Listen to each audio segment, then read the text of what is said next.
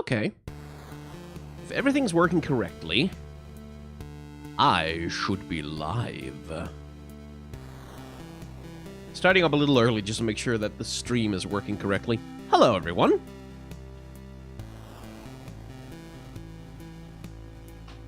Telling the Discord that we're doing the thing. How's everybody doing?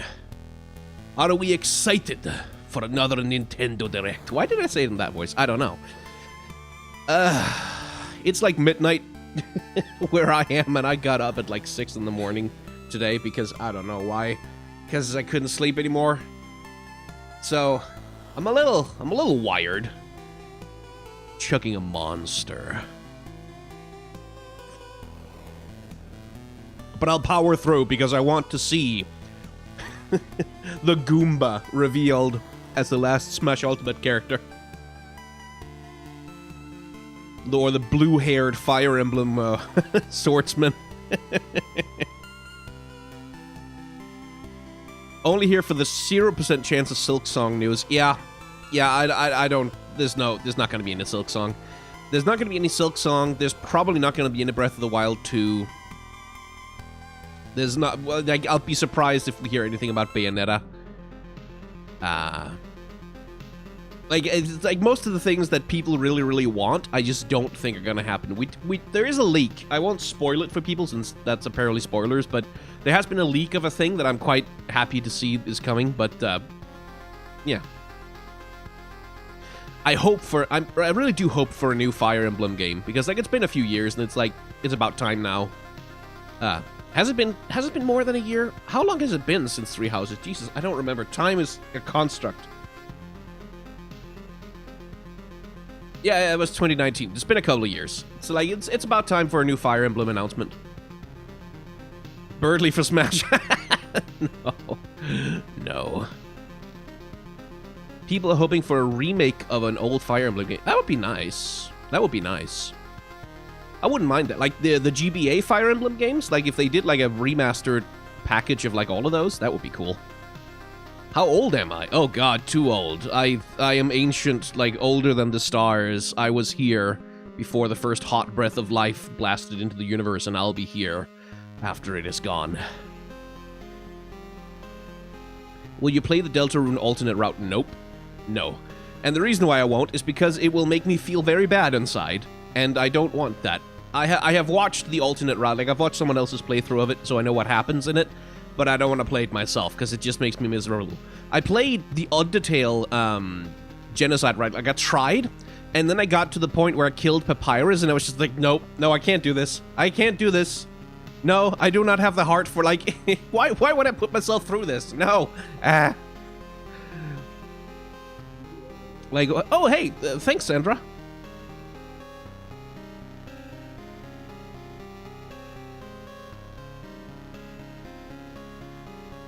Fiddlesticks in Smash. Yeah, no. I mean, I would, like, I would love to see a League of Legends character in Smash, but it's not going to happen because Riot is not going to give up the control. Like, yeah, because, like, if they ever put, like, a League of Legends character in Smash, it's going to happen after, like, League of Legends characters come to Fortnite. Like, Riot would have to give up some level of control over their IP, and they just haven't been willing to do crossovers, so...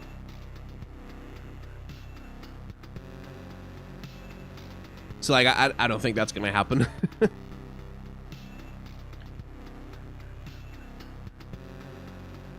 Yeah, it would be Yasuo, it'd be Ari, it would be Yasuo. Like, if there were to be a Smash crossover, it would be Yasuo, or it would be someone like...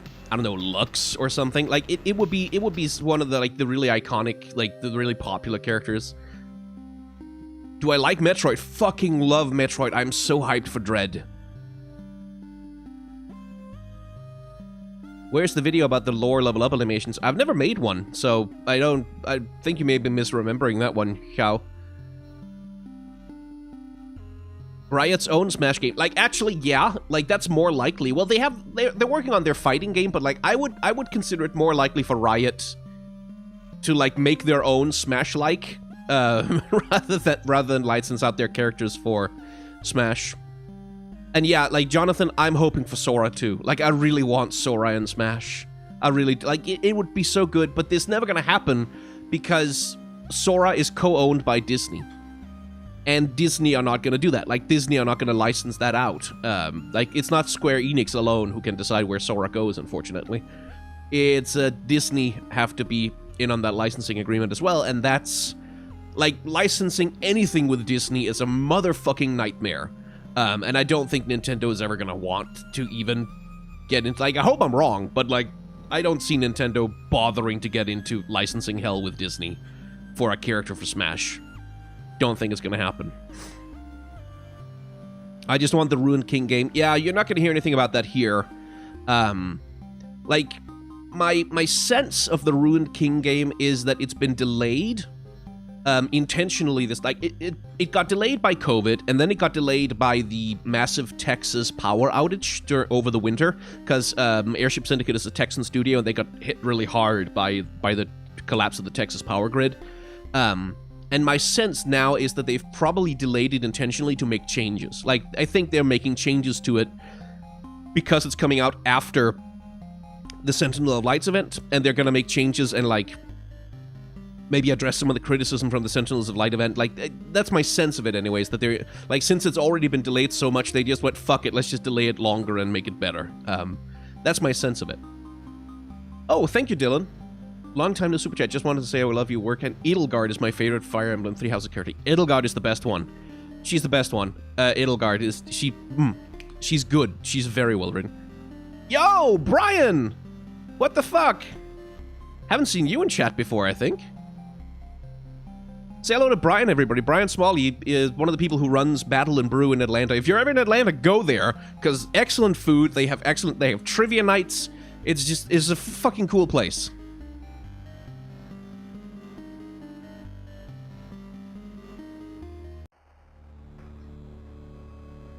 Claude is the best because he's hot. Yeah, I mean, valid, I suppose, but Edelgard, also very hot, also very good. What about Bernie in 3 Houses? Well, she's cute, but, like, Edelgard is, like, wife material. Like, damn, what a woman.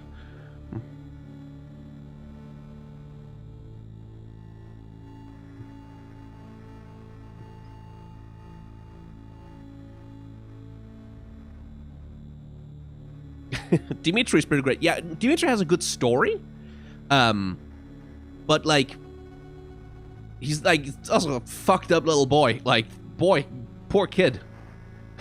Like, he goes through some shit. Dorothea is the best. Dorothea rules. Like, Dorothea is, like, the only character in 3 Houses who has class consciousness, and I like that. Like, she has, like, that Fire Emblem actually breached the subject of, like, hey, we spend a lot of time just hanging out with nobles and sort of buying into hereditary monarchy and shit. Maybe we should have a character who questions that a little bit, and that's really nice. What's my opinion on Pokemon Arceus? I want it. I want it so bad. I want it right now, is my opinion.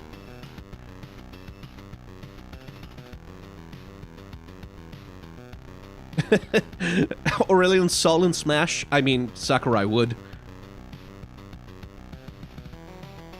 My opinion on Disco Elysium, I haven't touched it yet. I haven't played it. I haven't, like, in my Steam account. I bought it the day it was released. And I just haven't touched it. Because I know that it's a game that's gonna require me to finish it. Like, I have to have the time to finish it, and I just haven't had the time to really sink into it and actually finish it.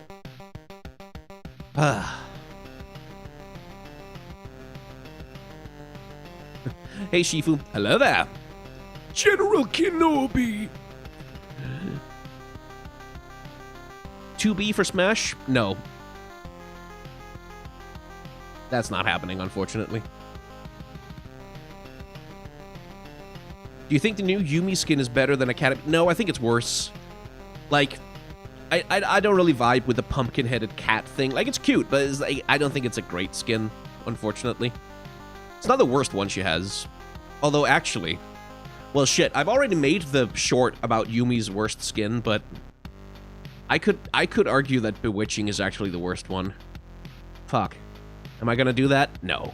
Maybe? No. Maybe? No. Maybe? Nah. I could. Maybe I'll make an extra short about it.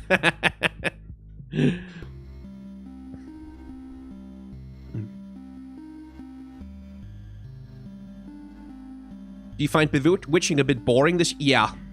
Like Fiora and Syndra are fine, but Nami, it's so fucking weird with bewitching that they made Nami, like they took Nami, who's like a fish creature, like a monster, and then they made her like a human. Like they just fully humanized her and put like a hat on her. And that to me is just like, but it's a Halloween skin. It's a Halloween skin. Why would you make her human for the Halloween skin? I don't get it. Like, that's such a weird fucking decision.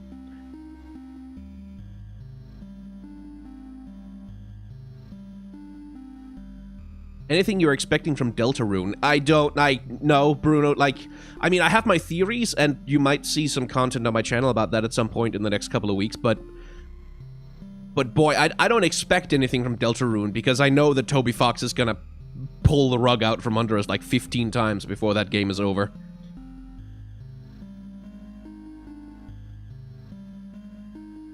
Shape of Water Nami would have been great. Yeah, like, that seems like the obvious thing. Will you be continuing the Bastard Sons of Bloodborne? Yes, I just need to finish this goddamn Sentinels of Light video first. Like, it's the Sentinels of Light video. That's the thing that's... I've been kind of blocked on it, and I've been having trouble with it, and I haven't been able to work on anything else. So I need to finish the goddamn Sentinels of Light, and then I can do some Bloodborne and do some other videos that I have been postponing. Okay, gonna kill the music now, because the direct is gonna start up any second. Have you played Omori? Nope.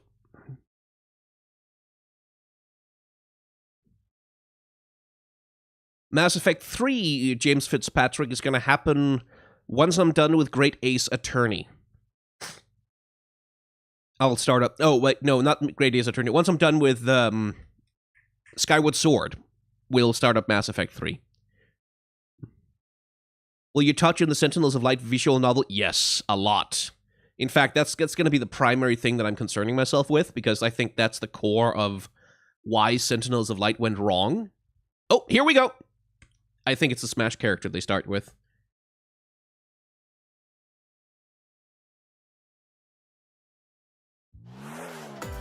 Or not? Okay. How's the audio levels, by the way? Let me know if it's too loud or too quiet.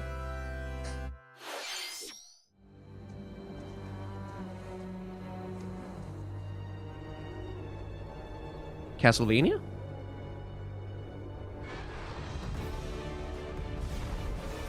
Monster Hunter? Yep, Monster Hunter. Okay. DLC, I guess, for Rise?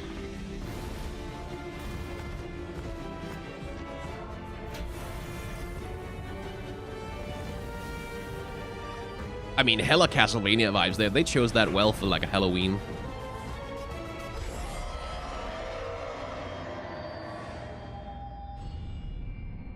Yeah, DLC. Monster Hunter Rise Sunbreak. Okay, cool. Nice dragon. Maybe a little louder? Yes, we can do that. Okay, that's a nice place to start. You never got the appeal for Monster Hunter? Neither did I until I played it. Hello everyone, I'm Yoshiaki Koizumi, and I'll be your guide for today's Nintendo Direct. What you just saw was the first trailer for Monster Hunter Rise, Sunbreak, the massive expansion for Monster Hunter Rise. Massive expansion, you say?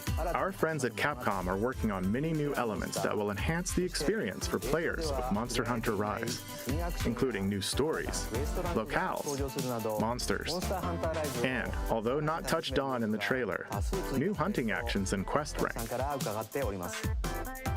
Monster Hunter Rise, Sunbreak, is scheduled to release as paid DLC in summer 2022. Cool, I'll check that out. Please Like, I had a lot of fun with Monster Hunter Rise. In the future. Can I turn on subtitles? Right. Yes. Let's see our first batch of Nintendo Let's do that. Switch That's a good idea. headlines. party during the day or at night. It's almost time to party in the Mario Party Superstars game. Along with Spaceland automatic and Peach's captions? birthday cake, several Okay, other well. boards make their return. Take a stroll around Woody Woods, but watch out for those Monty moles. They'll change the So, board's Mario direction Party, when you I don't least really care expect about it. Mario Party that much. Travel between 2 islands and Yoshi's Tropical Island. Toadette's got the star, but she might swap places with Bowser at the last second. Party day and night in Horrorland.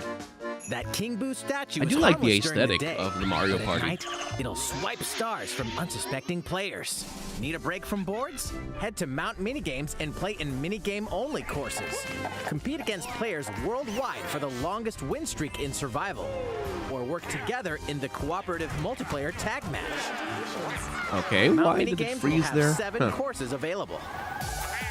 All boards and minigames support online play. So invite family, friends, and frenemies, and get ready for the party of a lifetime.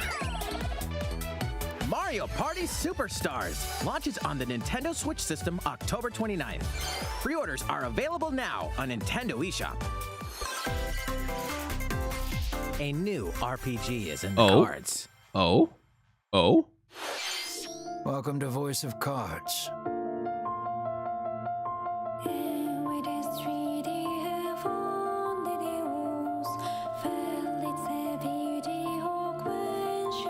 Okay.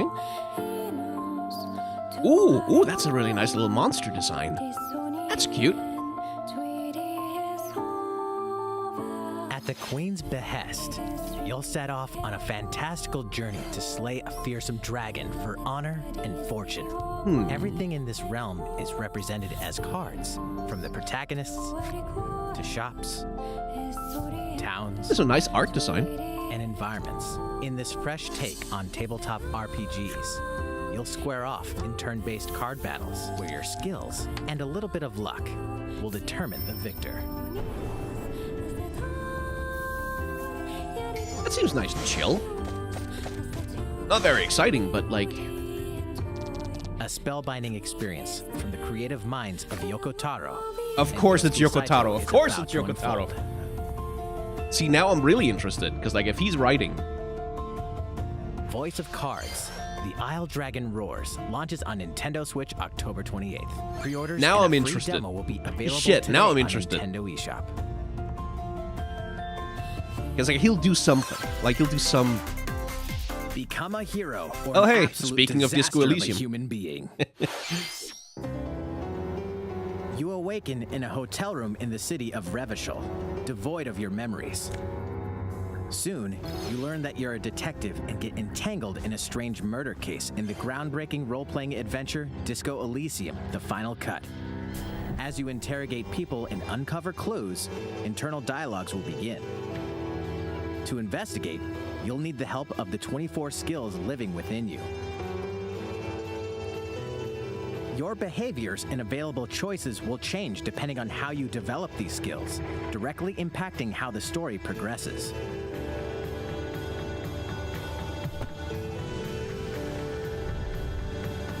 Gotta say, I What wouldn't sort of want to play that detective on will you console. become? Disco Elysium: The Final Cut launches digitally on Nintendo Switch October 12th. The physical version of the game will launch early 2022. Pre-orders for the digital version begin today on Nintendo eShop. Okay, cool. Nice. Uncover more stories Hey! in Hyrule Warriors: Age Finally. of Calamity. Oh, Hyrule Warriors is so good.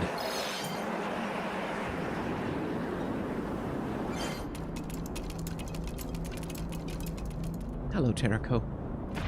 Adorable thing. Oh, shit. That seems bad.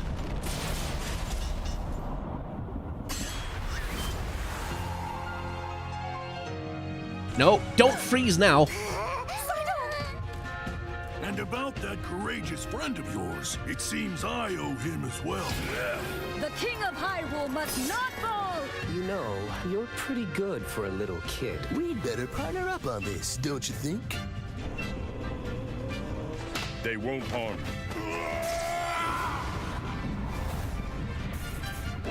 you. Okay. That's interesting. Hyrule Warriors had one of the best Zelda stories in a long time. Just saying. And I mean specifically Zelda stories. Not Legend of Zelda stories, but stories about Zelda. Hyrule Warriors has one of the best ones in the entire series. So, I'm hyped for this. Take that! Clicks! Time for the show. Oh yeah. I am hyped for this. New story, right? New stages, blah, blah, blah. Sweet. Ready, set, Chocobo! Start your engines and get set for a new racing experience. Race as familiar Final Fantasy characters like Chocobo and Gilgamesh to be the first across the finish line. Okay. Final Fantasy card. Fair enough. Edge out the competition by using drift boost to cut corners. Magical stones called Magicites are contained inside items. Yeah, it's Mario Collect Kart. these I know. throughout Like, courses to cast it's magic Mario like fire Kart. Don't try arrow and to be blast away cute. It's opponents. Mario Kart. Acquire Magicites of the same element to cast even more powerful spells. I wish the stream wouldn't freeze. Like, why does it do that? Each racer also has a special ability. Use it at the right time to turn the tables. Engine customization well, options okay. will be available, as well as local and online multiplayer. I swear to God, stop doing that. Up to 64 players can compete in a bracket-style This looks like a tournament mobile to game that determine got the racing ported. champion. Like, looking at the graphics. Chocobo It's GP really not very races pretty. exclusively Like, onto especially compared to a Nintendo Mario Switch Kart. next year. What did you think? Before Stream, we show you our please. next video, Okay, I'm just gonna pause it for a second. we have some news about the last Oh. fighter for the Super Smash Oh, Bros. here we go. Ultimate Here we go. game. Here we go. Mr. Sakurai, the game's director, will reveal this fighter Oh, in the okay. final Mr. Sakurai Presents video on October Cock 5th. teased. He'll October. also show you how to use this fighter, so please look forward to it. Nope. It's been about 3 years since the game was released. This will be the last presentation about Super Smash Bros. Ultimate. I hope you'll check it out. No, the freezing persists. Okay, so that's a problem on Please YouTube's take a side. look at this. Very annoying. Wait, that looks familiar.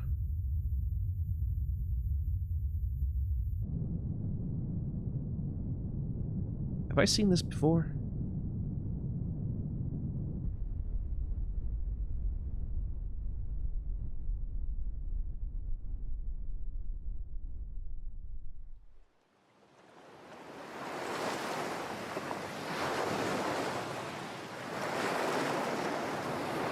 Stop freezing. Hey, Kirby!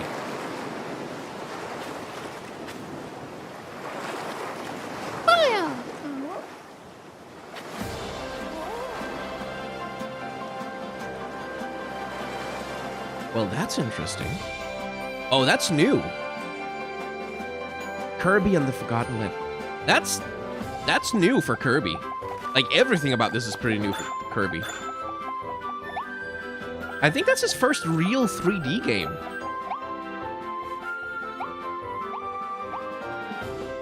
Oh, God. Nintendo, YouTube, why?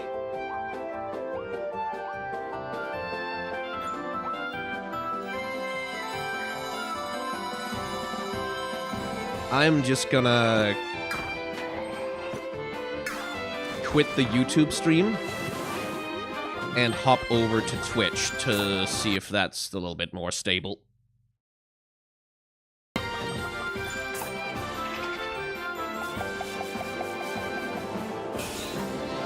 That's a gorgeous little game, though. That's interesting, because, like, Kirby games had gotten really stale for me. Because they are all just, like, they're all the same 2D adventure, basically, like, repeated over and over again. This looks interesting. This looks kind of new. Oh, yeah. Oh, it's some cool, cute animation. That's excellent. I like this.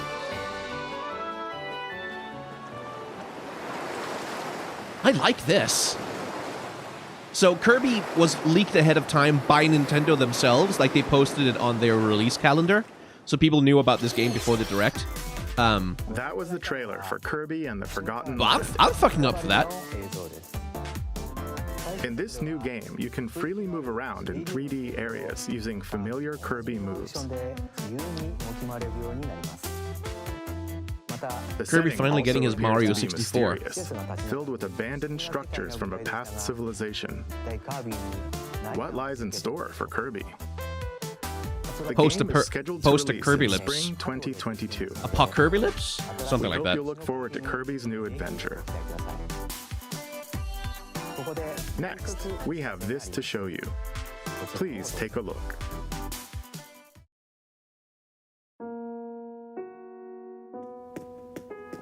Ah, Animal Crossing stuff. It's about time. That game has needed a proper expansion for a while.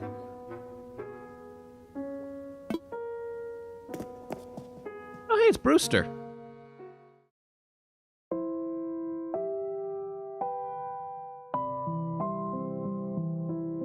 Oh, okay. They're just announcing a Direct. Okay. Since its launch in 2020, the Animal Crossing New Horizons game has been enjoyed by many players around the world. New free content will arrive in November. In preparation for its release, we will be airing an Animal Crossing New Horizons Direct in October. In it, we'll go over the content in more detail. So they've now announced 2 future presentations, like Smash. Please Oh be no on the no lookout later. for the Animal update Crossing. of this Later. presentation. Let's move on to more Nintendo Switch headlines. Let's see. 2 games, 1 game update, and lots of fun. It seems like this will be a pretty low-key Direct all around. More free content is coming to the Mario Golf Super Rush game. Yeah, they haven't really announced anything new. Koopa Troopa Like most of enters the fairway DLC as a playable character. and updates. Dish Maybe out they're tricky saving something for shots last. And dashes to mess with the competition. Ninja will also be playable. Take advantage of Ninja's blinding speed to outpace opponents. 2 courses are also being added. These additions will come swinging in as a But yeah, free software update later today. Not a very hype Direct so far. What's Oh, this? what? An invitation. Mickey for You're Smash! invited Oh, to no. live in a magical world with Mickey Mouse and dozens of Disney characters. Spend time with Disney friends.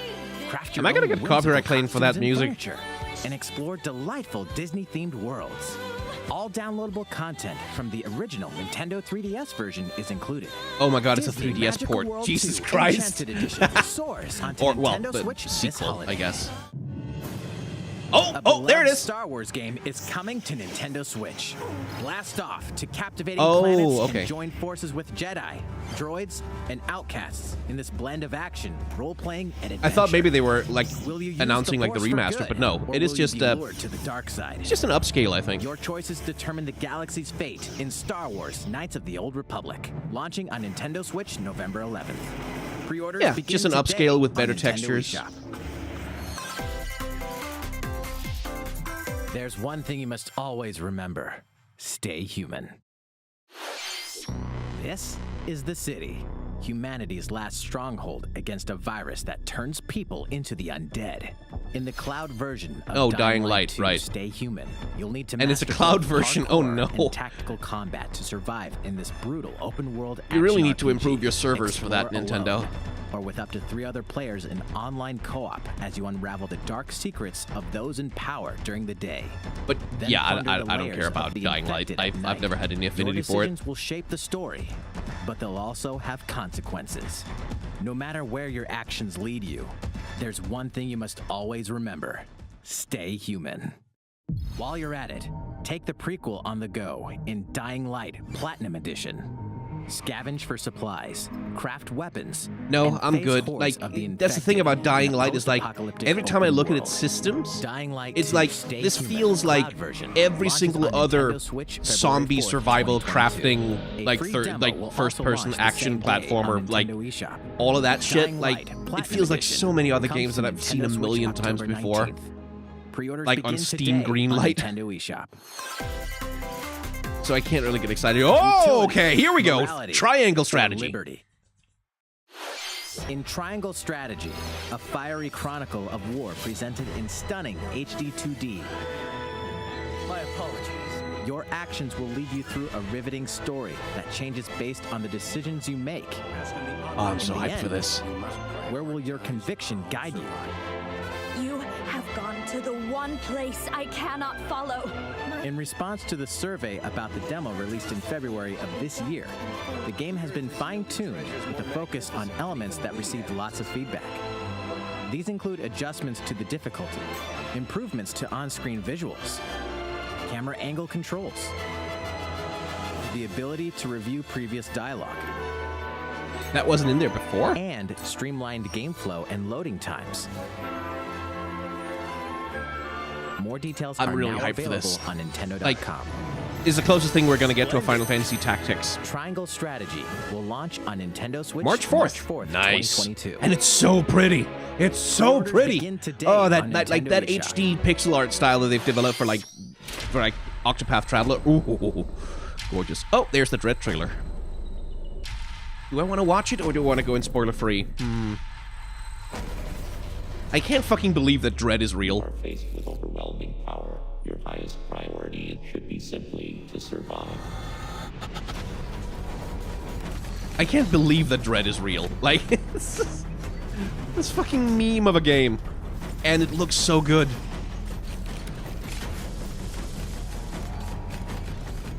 Oh, I'm excited for this. I am excited for Dread. There may be a very small opportunity. Is that Mother Brain? No. Don't let your guard down. Speed booster? Yes.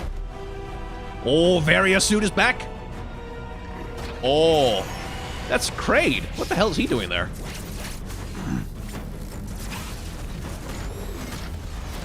Evil Choso? Yep. And the Emmy. Why is it a meme? It's a game that's been rumored for like Samus Aran, decades. the most powerful bounty hunter in the galaxy, embarks on a new mission to the uncharted planet ZDR. Like, it was vaporware for ages. Confirm whether the deadly X-parasite still exists, and figure out why the Emmy research robots in search of it have mysteriously gone dark. Ah, visuals look so Early good. readings reveal that planet ZDR is divided into multiple environments, each with its own elements and organisms. Oh, the graphics are so good. Remnants of the mighty Chozo civilization are also scattered throughout, including evidence that the Chozo may have once called the planet their home. Visit Metroid.Nintendo.com to read Metroid Dread Report Volume 8 for a detailed account of the terrain and life forms you may encounter in Sky, the you said Metroid vaporware. Dread Yeah, I know. I'm game. Danish. Be sure to view the V's other and Metroid W's, Dread man. They're reports hard there as well. for me. You'll want to prepare yourself for the dangers that lie ahead. God, it looks Metroid pretty. Dread launches on Nintendo Switch. Ah, give it to October. me! Pre-orders are available now on Nintendo eShop. I want it! I want it so bad. How was that? Up next, we have news about Nintendo Switch Online. Many people have Okay, been you're using gonna give us Nintendo the Switch Online Nintendo 64 since games or launch in not? September 2018. In addition to the current membership, we'll be adding a new membership plan. Okay, that was rumored. You need to add new content to As that. part of this new plan's content, 64 games. Okay, excellent. Because if they want to justify people paying more for that you'll service, be able to play a collection of Nintendo 64 games. like they need to add like The real Nintendo 64 content system to that launched shit. 25 years ago. I think this system gave many players their first 3D gaming experiences, as well as intense 4-player multiplayer action. With Nintendo Switch, up to 4 people can play select Nintendo 64 games locally or online. Online multiplayer? Good. Also, with this new membership plan, in addition to the Nintendo 64 games, Tell us the price though. Oh, okay, that's actually a nice little value add. You can play a collection of games from Sega's Genesis system. This means you'll be able to play these classic games whenever and wherever you'd like. The new plan will include all elements of the base Nintendo Switch Online Yeah, but what'll it membership, cost? as well as the ability to play the included Nintendo 64 and Genesis games. This is Nintendo Switch Online plus expansion pack. Yeah. Give us the price. This new membership plan will be added in late October. You're not going to tell us? Of course, you'll still be able to continue using the existing plans. Not going to tell us the price. Also, those who have an existing I membership don't plan can trust change that. over to the new plan. We'll share more details about this new membership plan at a later time, including the exact release date and pricing information. Yeah, For later now, time, however, yeah. We'd like to announce the games that will be available when it launches. Okay. That's not... You'll be able to Okay. play the Nintendo 64 game shown here. Fucking Nintendo. Like, Nintendo, you assholes. Like, that whole well thing as about, like, these oh, we'll Genesis give you a games. small, like, releasing games We'll also continue over adding time more for it. Nintendo It's 64 games such as bullshit. The Legend of Zelda Majora's Mask and It's F-Zero just X, ROMs. as You well can as just other upload the Nintendo ROMs. It's an 64 and emulator. Genesis games going forward. What do you mean plan for future release? You can literally just copy them on there and they'll work. Like, don't bullshit Furthermore, us. We've prepared Nintendo 64 and Genesis controllers to ensure the games can be played with the same style of controls from their original releases. I do want those though. Fuck. Both can be used wirelessly. I do want those though. These controllers will be available 50 for bucks purchase each, by fuck any you, Nintendo but- Switch Online Oh, I do member. want a 64 controller though. I do want it. We hope you'll look forward to this I do new want it. membership Fuck, plan. they have me by the balls. Nintendo Switch I do want a Online 64 plus controller. expansion pack. Let's see a few more Nintendo Switch headlines. There's plenty to Fuck play you, in these collections. Nintendo. Why do you own my nostalgia? Cyberpunk meets fantasy in Hi, this Shadowrun. three-game collection of cult classic RPGs.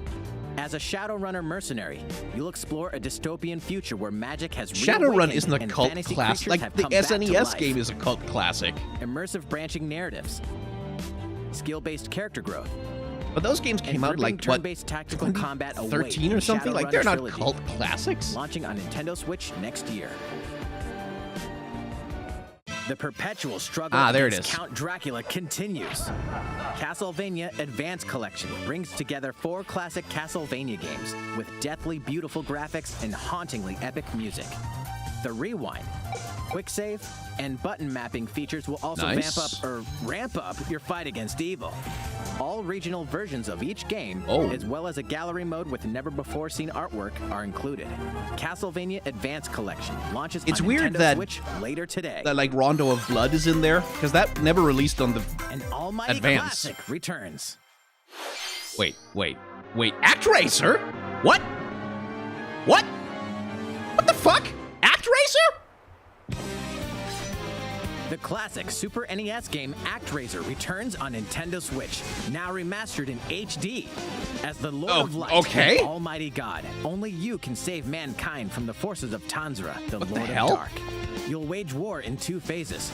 First, strike down monsters in the side-scrolling action phase to liberate the I lands did not from see the that coming. grasp of It's evil. not looking very Master good, though. swordsmanship and magic to vanquish all who stand in your path. Like, it looks kind of like a cheap Then, remaster, cultivate but... the lands you've liberated in the world-building creation phase. But damn. It's up to you to decide which ActRaiser. structures will be destroyed to make way did for not new see that ones, fucking creating coming. a flourishing civilization. As you do so, your powers will increase, giving you an edge in both phases. Alternate between the original and rearranged versions of the beloved soundtrack and enjoy brand new music. Well, yeah, that's some New cheap-ass stages and new 3D. boss battles also await. ActRaiser Renaissance okay. descends onto Nintendo Switch later today. Okay. That came out of nowhere. new chapter Hey, is okay, about yeah, so to Deltarune is unfold. coming to Switch. No surprise there.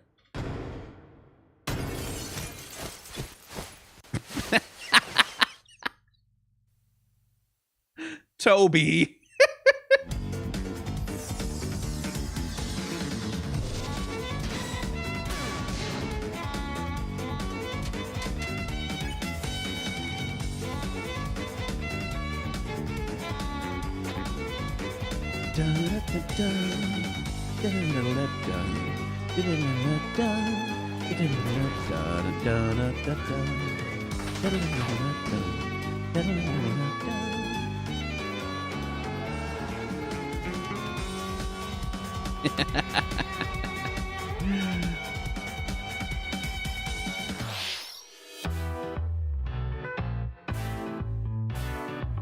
Okay.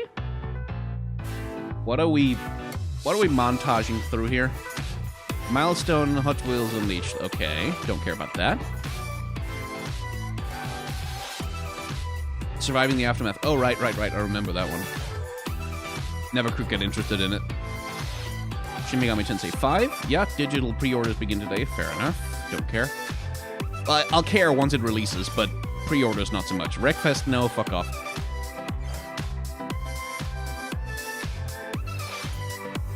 Oh, Arcade Archives. Oh yeah, I guess they were gonna bring that over eventually. Rune Factory 5. I have Stardew Valley though, so I'm good. How's everything? There are still a few more announcements in today's Nintendo Direct. Koizumi-san. Oh, Miyamoto-san. Oh shit! What brings you in? I wanted to make an announcement, It's so Uncle I was Shigeru. hoping I could step in. Oh, of course. Hi everyone, I'm Shigeru Miyamoto. We've previously announced that I have been working with the Hollywood movie studio Illumination and its CEO Oh, we're getting some and news about the producer, movie. Chris Meledandri-san, who are known for movies like Despicable Me and Sing, in making a full-length animated Mario movie for the big screen. Are you gonna show us some? Today, I wanted to announce its theatrical release timing. Ta-da! Okay, holiday next year. The movie will be released in theaters in holiday 2022. It's had a pretty long Release date production for North cycle. America is on December 21st and will be announcing release dates for Japan, Europe, and other regions at a later timing. It'll be a while longer until we can share a glimpse of Mario in action on the big screen. But today, I also wanted to reveal our key cast members who will be voicing the Mario voice and his actors. friends Now in that's the movie. interesting. First, What? of No! course, is Mario, No! who will be played by Chris No! Pratt. You can't do that! He's so cool. You can't do that! Mario will be talking Fuck a you! lot in the No! movie. Please look forward to Mario as No! performed by the very talented Chris No! Okay, Next, that's fine. Princess Peach But will be played by Chris Anya Pratt is Taylor-Joy. Mario? Fuck off! I can't No! wait to see a very spirited Princess Peach. No! No! Mario's little brother Luigi will be played by Charlie Okay, that's Day. kind of weirdly I'm okay. excited for you to see this. That's timid I kind sibling of appear weirdly on like screen. that. I like that in a weird way. Bowser will be Okay, played I'm by on the board with one that. and only That's Jack cool. Black. I'm on board with that. I'm expecting I'm on a board with that. monster performance I am by Jack's fully son. on board with this. The comedian Keegan-Michael Okay. Key will be playing Toad. I'm Okay. looking forward to Keegan-Michael great Key is comedic Toad. moments. Fair enough. Even though this is a Mario movie, Oh, fuck off. Donkey Kong will also be making an appearance. Really? Seth He will Rogen be is played Donkey by Kong? Seth Rogen. What the fuck is this meme I'm of a eager for you movie? to see a humorous Donkey Kong by Seth's son. What? What the fuck? And of course, Charles Martinet, who has voiced Mario and many Yeah, he more Nintendo better be in the characters fucking our movie. games Like, you over better the give him that years, screen credit. is also involved and will be appearing in surprise cameos in the movie. Jack Black for Bowser is like, that's good. We also have more incredible talent Comment- joining the film okay. to play some of our other beloved Fred characters. Armisen is Cranky Kong? Okay. That is all I can share with you All today right. about the Mario What the movie. fuck is this movie? This is a very collaborative project between Illumination is and this Nintendo. movie? We've all been coming up with all sorts of ideas, and I myself am enjoying a creative process that is a little bit different from making games. It may be a while until we can share more updates, but I hope you'll look forward to it. Koizumi-san, back to you. Fuck is this movie? Please look forward to Mario's adventure jumping into the world of motion pictures. Next, we'd like to show you this.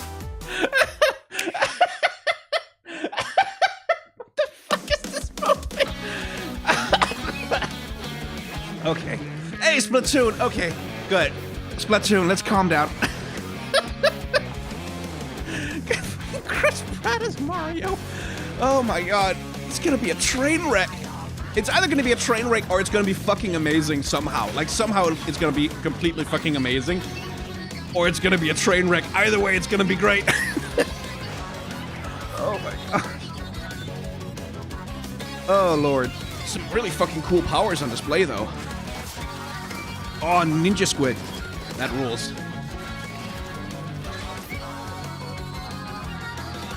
Man, I should get back into Splatoon. Like, I never really got into Splatoon 2. Kind of missed out on it.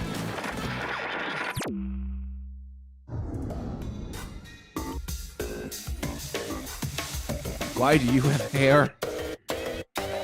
Tentacles with hair, I don't like that.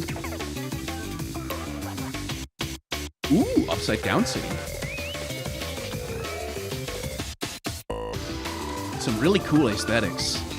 Like, the visual universe for Splatoon is so unique. And so cool and so stylish. Like, I really love the aesthetic art direction of those games. So that'll be the single-player missions.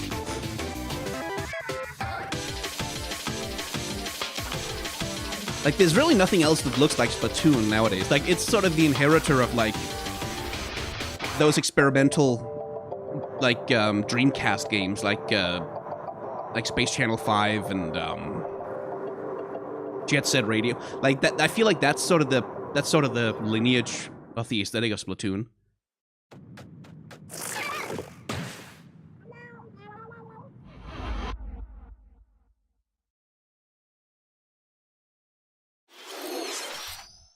What? Oh, it's the Splatoon Labs guy. I'm a researcher from the Squid Research Lab. I've been meticulously studying the mysterious squids that can transform into humanoid form. What you just saw was the latest research footage from Splatoon 3. Allow me to share a bit of what we know so far. Splatoon 3 takes place in Splatsville. It's known as the City of Chaos. Centered around Splatsville are the Splatlands, a place long inhabited by advanced sea creatures such as squids and octopuses. Buildings spanning several generations are crammed into the city, creating its distinctive culture. In the Splatlands, turf war appears to be a popular activity. Its basic rules are unchanged. 2 4-player teams compete against each other to ink the most area. However, the trend seems to have undergone a major shift, with the existence of new main and special weapons confirmed in the footage. In the latter portion of the footage, we were able to observe activities from Story Mode, the single-player campaign. Return of the mammalians. Meaning, the reappearance of mammals appears to be the theme of Story Mode this time around. What could this possibly mean in a world where all mammals, except for 2 cats, have vanished? It appears that there's still a lot to uncover. Chris Pratt as Mario is definitely Skyne's villain origin story. It might be. And keep you updated once more results movie? Become available. Like, what is that movie? Please what is it? To more. The hell? Splatoon 3.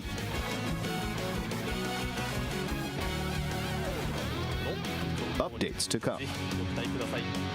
See you next time.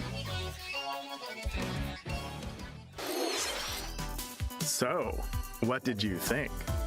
It's one thing left. Splatoon 3, taking place in a new world, is we have scheduled 5 to minutes. release in 2022. Please look forward to future updates. Okay, this is the last trailer we have to show you today. Please Better take be a look. big. Better be something cool. Oh!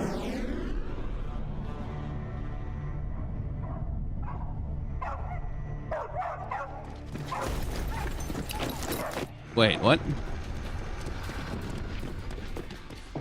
HQ 接敵した距離50対象は北東に向かって移動中遅れこちら本部了解した作戦を開始せよ了解打撃用意撃て That, I remember that font. 対戦車砲用意撃て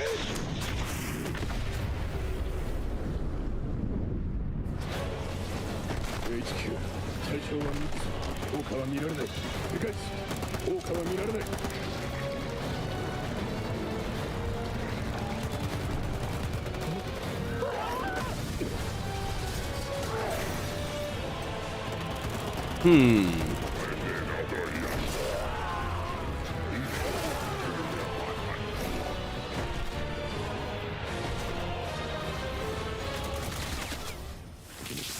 Yep. There we go.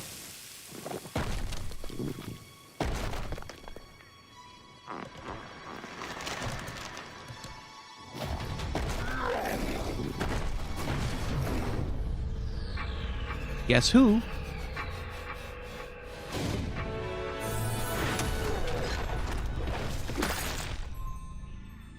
Bad boy.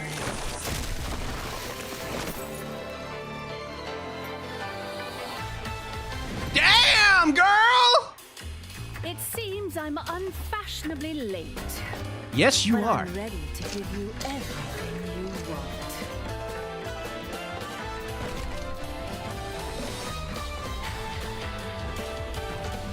Damn, the braids and shit. Like, she's rocking a little bit of that gothic Lolita style.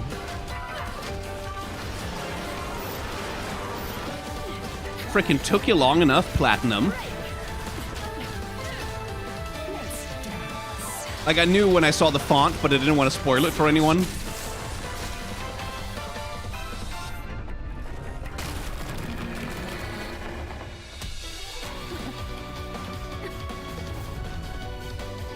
Yeah, she's doing a little bit of like an idol thing here.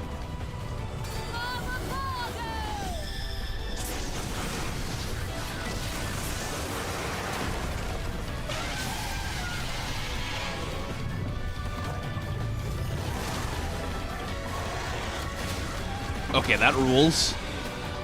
Kaiju battles.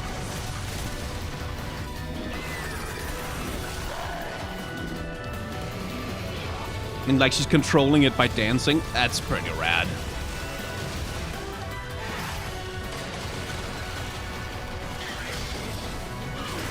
Oh.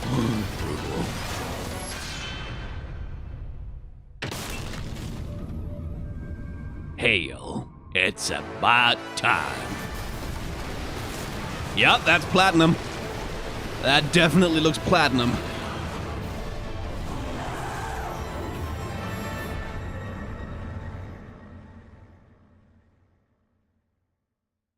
Sweet. 2022. We have no idea when, but 2022. Oh, hang on. Well, who do we have there? What you just saw was the latest trailer for Bayonetta 3. We announced this game in 2017, and we thank you for your patience. This game will launch next year. We hope you look forward to Bayonetta's new encounters. Yeah, that looked very Virgil, but it's not Virgil because they don't own the rights to him. That's all for today's Nintendo Direct. But it's definitely a Virgil. Like, it's a Virgil type. But it's not actually Virgil. Like, but it's probably the Virgil of this game. Okay.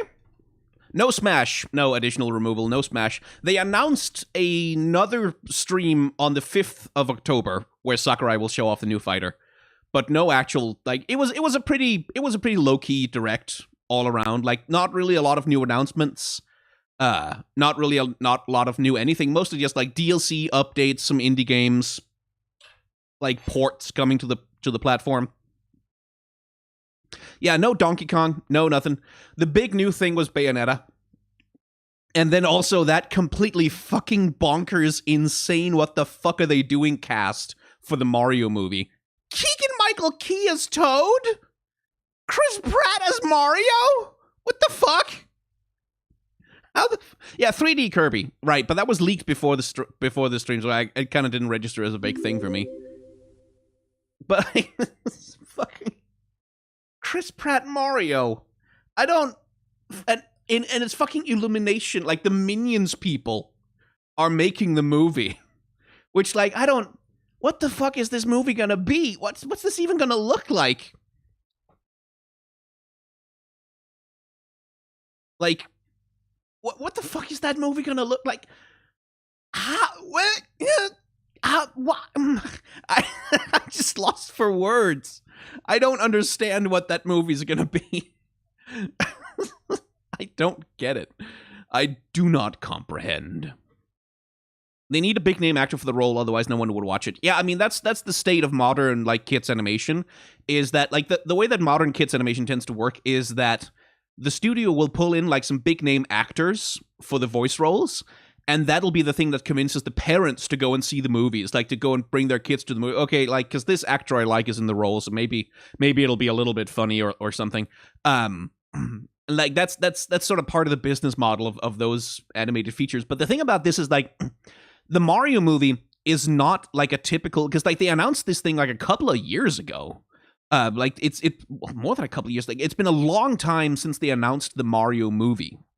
Like, it's been a long time since they announced it. And what's unusual about that is, like, when it comes to these, like, sort of shovelware animated features, like, usually they have a pretty short turnaround time with a lot of crunch.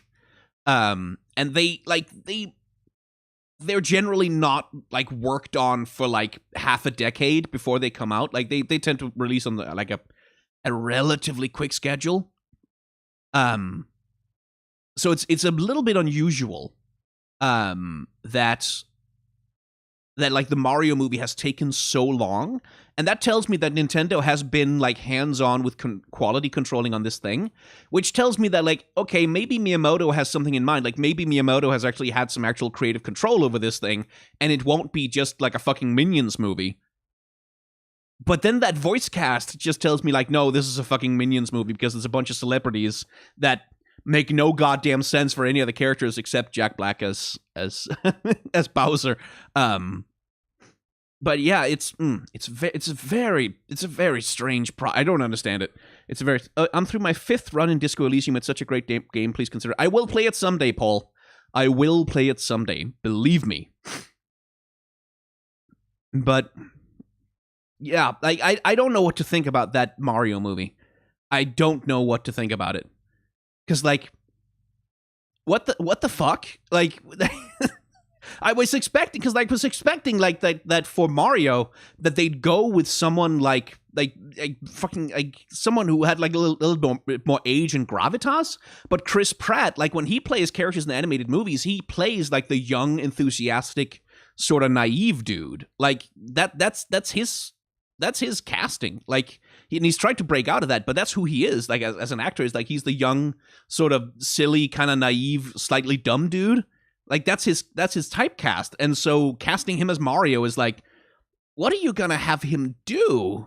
That's and Charlie Day as Luigi is like, I mean, that makes a little more sense because Luigi is like the neurotic, cowardly, sort of like scaredy cat younger brothers. Like, okay, I guess that sort of makes sense. And, like, Jack Black as Bowser, fine. I can, like, he can definitely pull that shit off. But then I don't understand. Like, what are they gonna do with Mario? And like, I think Minshew in chat is gonna be correct. Like, it's gonna be Mario's origin story. It's gonna be Mario as, like, a teenager. Like, it's gonna be teenage Mario. And Donkey Kong is there, and Cranky Kong are there also for some reason. I don't know what the fuck. Like, I do not know.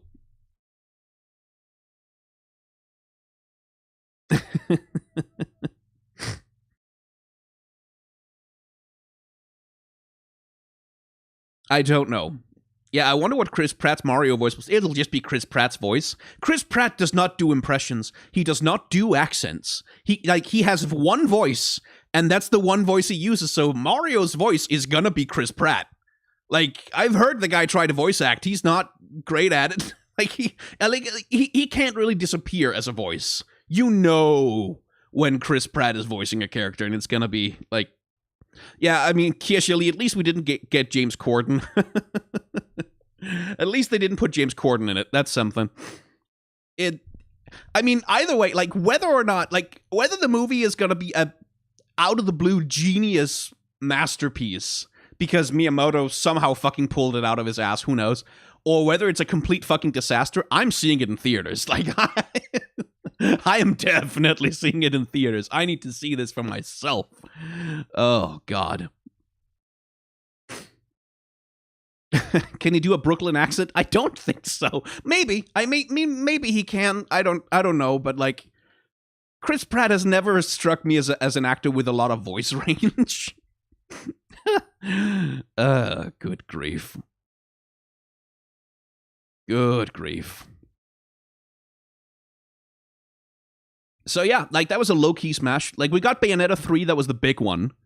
We got the new Kirby game, which I'm really interested in. There was Yoko Taro's card game. Like he made a card-based RPG, which is interesting. I wonder how he's gonna fuck around with that. Where's Peel in the Mario movie? He's playing Toad. Keegan, Peel, right? That's Keegan-Michael Key, not Peel. Yeah, Jordan Peele isn't in it, as far as I can see.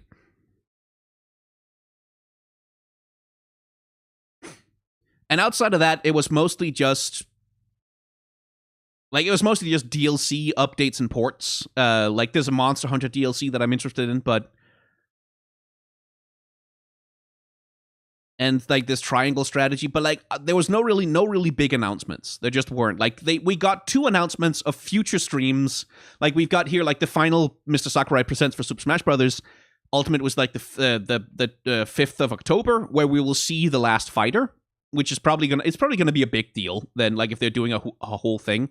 And we got an announcement of an Animal Crossing Direct to specifically talk about that game. So news about news, as W Tile points out in the chat.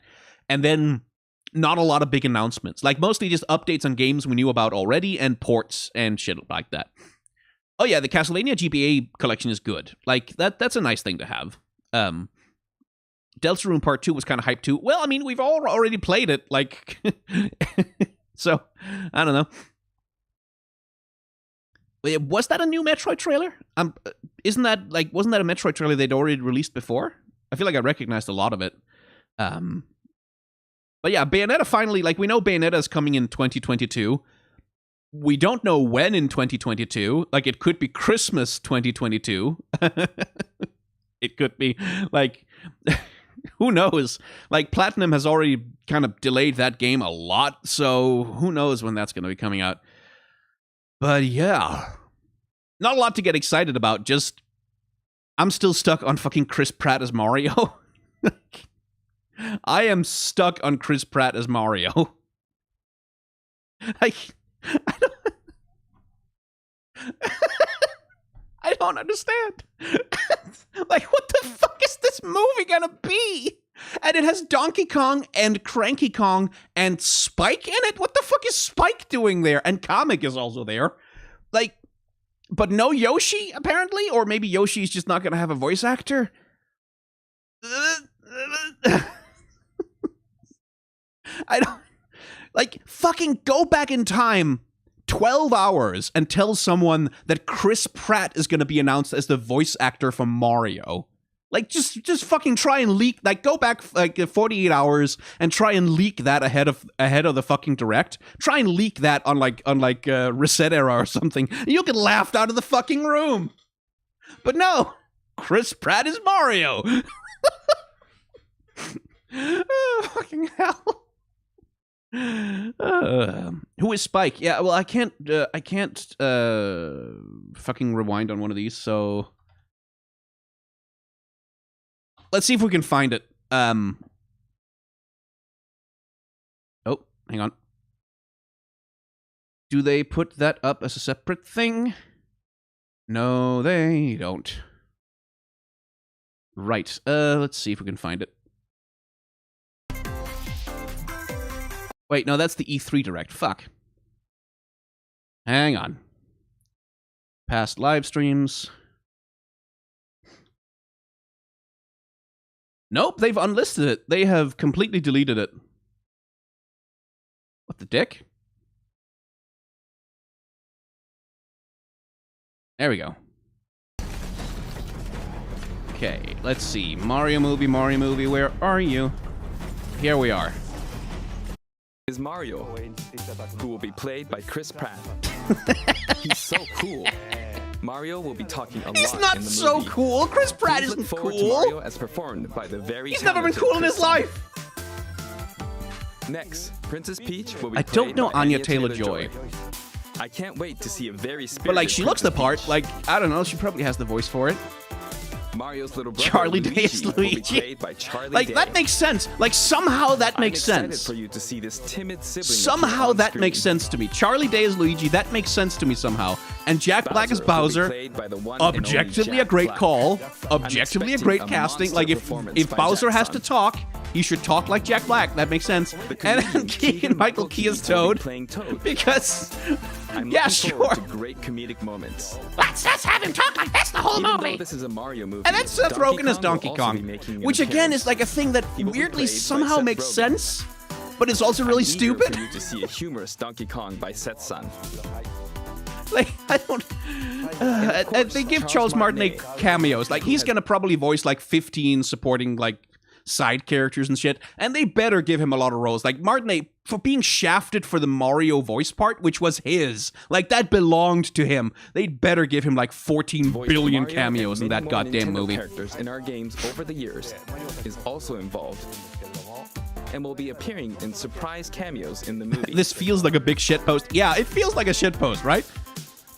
But then we have here Spike, and if I remember correctly, it was a Game & Watch, wasn't it? I'm trying to look for it.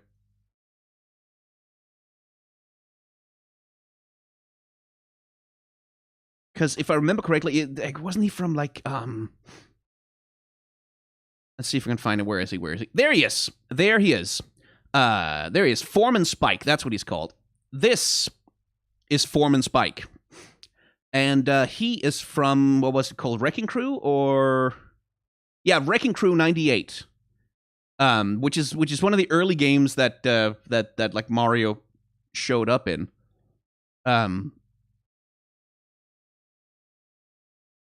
This one right here. Like, he's a very, very deep cut for Mario. Like, a really, really deep cut for the franchise. And so it's, like, really fucking weird to have him show up. Because and that's the thing that makes me think that this is probably going to be a Mario origin story. Is because Spike is such a deep cut from, like, way back in Mario's past. Like, this is from 1985. This is before the first Mario Brothers game. Like, this is, like... I think it's, like, after Donkey Kong. Like more or less directly after that. Where he was, like... I think it was, like, the secondary player character. Yeah, like, no, he's not. He's like an antagonist, actually, something like that. Like it's a game about collecting coins. I can't remember it, but yeah, that's Spike, who was in this movie apparently, which is a strange. Yeah, it's not the little green Spike. No, it's a very, very, very deep cut from Mario's past, which is weird. It's also weird that Kevin Michael Richardson is voicing Comic, because like Comic's voice in the games has always been like they've always been very, very, very high pitched. Incredible talent joining the film to play some of our other beloved characters. That is all I can share with you today about the Mario movie. This is a very collaborative. I'm sure it's not the green guy, because like look at the icon. Look at the icon next to the name. Like that's Foreman Spike. That's not the green guy. So yeah.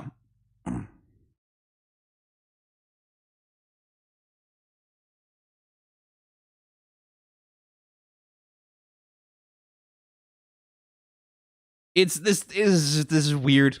This is weird. This is weird. This is weird. It's weird. It's weird. It's weird. It's why are they doing this? It's weird. I don't get it. Yeah, like, matey, it feels like a prank. Like, this feels like a shitpost someone would, like, fake leak on 4chan kind of bullshit. Fucking Chris Pratt. Oh, my God. Okay, well, yeah. Yeah, that's just the thing. Let's rewatch that Bayonetta trailer, shall we? That must be on the fucking actual...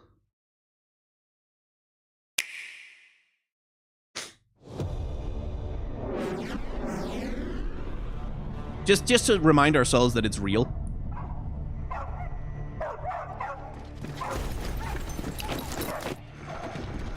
And they're teasing it so hard. Like, look, you've got the Peeve Platinum right over here, you got 101, which notice that it's kind of hard to see, but it's Wonder 101. So Wonderful 101. So like they're teasing really heavily. Platinum, PE Tech, the big P. Like it's they're shouting it from the rooftops. This is P, this is Platinum, this is like this is us. Here we are, we're doing the thing. And like if you didn't know it then, you'd know it by the font, because that is the Bayonetta subtitle font. But the monsters are interesting because, like, they don't seem to be drawn either from, like, demons or angels this time. It's more of a sort of techno-goo kind of situation. So I wonder what the story is going to be with those things.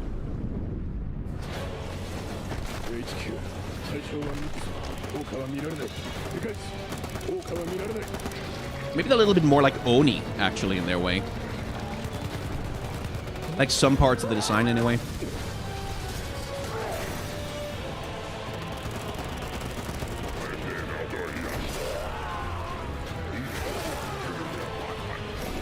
Maybe you shouldn't stand in punching range and shoot at it. Just a thought, your soldier boys. And then the P for Platinum again.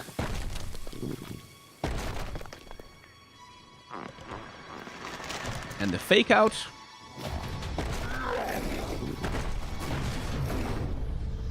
And then witch time.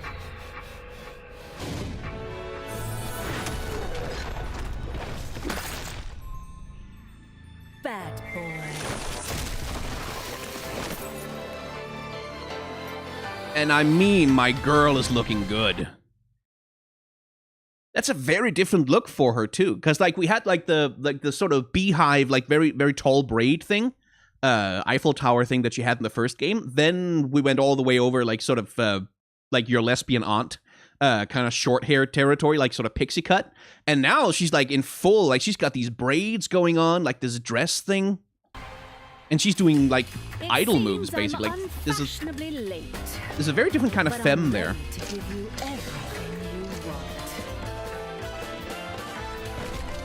I like it. Like, I like that it's different.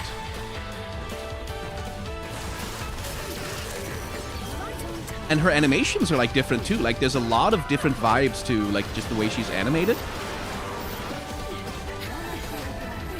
Like, she's always been a dancer. Like, her animation has always been very dancerly, but this is, like, extra. Like, this is very, very, very dancer.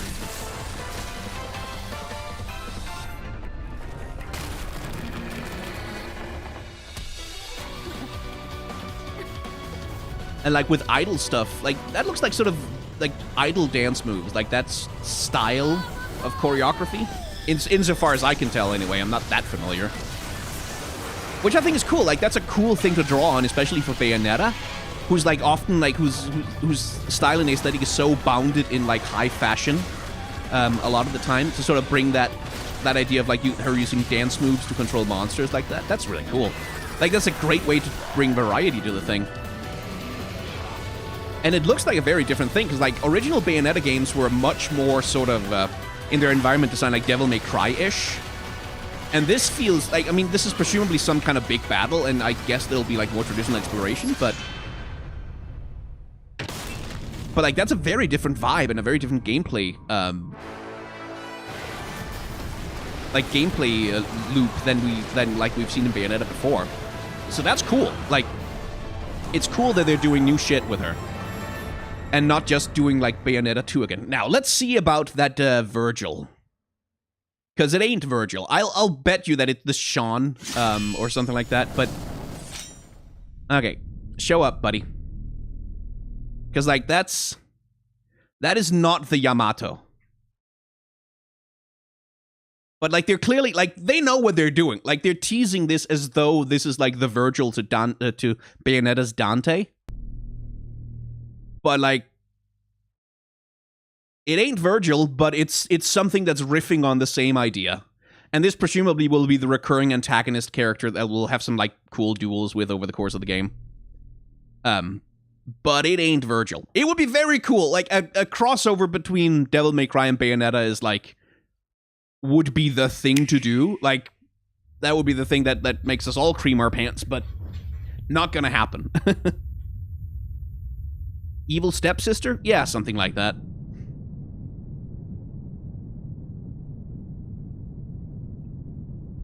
And then post-apocalypse Kirby, which is a weird combination of words as well. That's the other thing, is like, because like Kirby games, usually you're exploring a fantasy kingdom. Like usually you're exploring some kind of fantasy magic land, going to some faraway place where there's a prince and some wizards that are doing magic stuff or something. But now it's Kirby washing up on a beach in like a post-apocalyptic cityscape. That's a really... I was not expecting Breath of the Wild, no. I really wasn't. Like, that's really new. Like, aesthetically, that's a very new place for Kirby to go.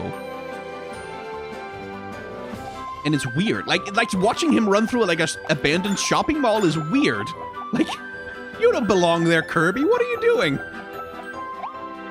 And yet, I'm really excited for this, actually. Like, I'm really excited for this. Because it's about time that Kirby got to be full 3D. Like, it's about time. Because, like, the 2D games are fine. A lot of them were just way too easy and kind of kiddie for me to really enjoy them. But, like, adding the third dimension...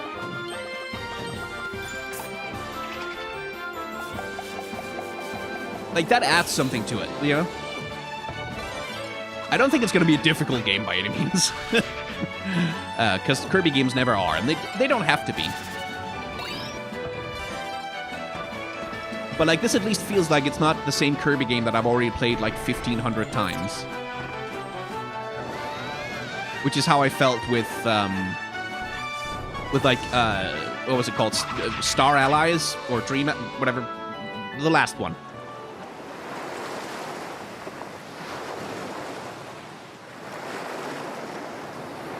And yeah, it's coming relatively soon, spring 2022. There's going to be like a January Direct or something that like shows more of that gameplay. And I wouldn't expect to see more of Breath of the Wild 2 until... yeah, like until early 2022, frankly. Before I think we see any more of that. Because they showed Breath of the Wild 2, and they were clearly, like, Breath of the Wild 2 is clearly a game that they want to keep under wraps. Like, they don't want to give away what the game is about until like, the absolute last minute. So, like, I'm not surprised that they didn't show any more than what they did. Did we get a date for the Smash reveal? Yes, that's October 5th. Not October 10th, it's October 5th. Sakurai will do presumably a big celebratory sort of last Smash Ultimate stream. Have I played the original Chocobo Racing? Yeah, in Final Fantasy VII. But yeah, that was it, apparently.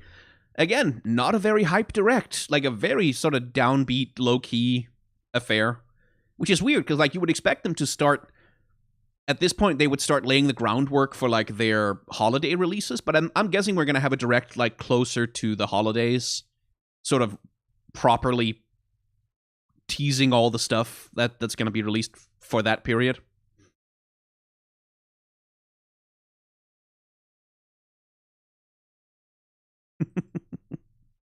Two good reveals and solid 20 minutes of memory leak brought out Wave and then Bayou 3. Yeah, that's a way to... That's a way to characterize it.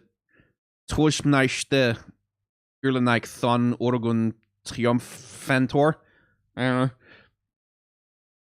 am excited for the Nintendo 64 and Genesis games. Yeah, I mean, I'm holding my hype for that until I see the price of the expanded online pass. Like, until I see the price of that expansion pack, I'm not gonna get excited for that. I will probably buy the 64 controller just because...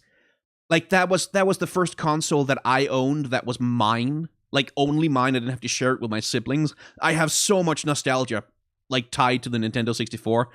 I'm gonna want that controller. I'll hate myself, but I want it. So I'm definitely gonna buy it, unfortunately. Like, I am lost. You cannot save me from that particular fate. And I'm excited for Triangle Strategy too. Yeah, like, I want to see more of it. Like, they haven't really shown... Like, I'm remember when they first showed it? Like, the first time they showed it was like, oh, yes, we have this game. The code name is Triangle Strategy. Like, that's the temporary name. Like, it's not going to be the final name. It's a temporary name. We're not going to use it for the final name. It's not going to happen. Everyone just memed on them like, yeah, they're going to call it Triangle Strategy. That's what it's going to be called. That's the only thing they're going to call it. They're not going to change the name. And lo and behold, much the same as Octopath Traveler was like a working title, and then they just kept it. But yeah, I'm excited for Triangle Strategy. I really am. I really am.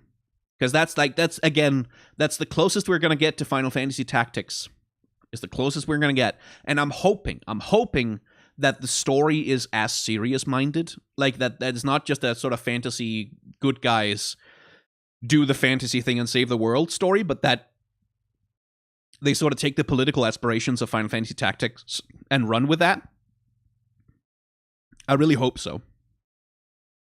Am I going to play the 2D HD remake of Dragon Quest III? No. I don't really have any connection to the Dragon Quest franchise. The only one I've ever played is, like, Journey of the Cursed King, which I liked, but I've never played any other Dragon Quest games, so, Have I talked about the Mario animation movie and its cast? Yes, too much. And although most of what I've said is just like, what the fuck is going on? They played us with the Astral Chain Dog and Bayonetta. Yeah, I mean, well, that was... again, that was just Platinum being Platinum, you know? I've never played with a 64 controller. Is using it as awful as it looks, or is it actually good? It was good for its time, is what I'll tell you, Miguel. It's not... I mean, I assume they're gonna have made some upgrades to the controller before they released, especially to the analog stick, which, like, wore out really quickly. It was good for its time. It was like one of the first really successful analog joystick controllers, like before the PlayStation tried it. So yeah, I'll say it's good, but, you know, good for the 90s, not good for now. It's good for playing Nintendo 64 games. Like, that's what it's good for.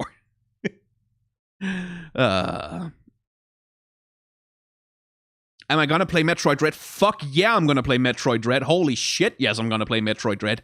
Fucking hell yeah, I'm gonna play Metroid Dread. Oh god, I've waited for this since Fusion. Like, and I can't believe that Dread is real. Like, okay, so for people who don't know the history, Metroid Dread is a game that, like, one of the main writers behind Metroid has tried to make for, like, 17 years or something. Like 15, 17, like a long ass time. And it was rumored, and there were prototypes made, and like people were always, oh, Metroid Dread, yeah, the next one's gonna be Metroid Dread, the next one's gonna be Metroid Dread, the next one. And it's like, for like almost like 2 decades, people have been saying that over and over again. Oh, and Metroid Dread, it's coming. Metroid Dread, it's coming. So it became this meme. Like, it became this sort of like very niche meme in the Metroid community. Like this vaporware, God, V's and W's, man, game that sort of half existed, like a ghost of a game that everyone was sort of waiting for. And now it's finally fucking real.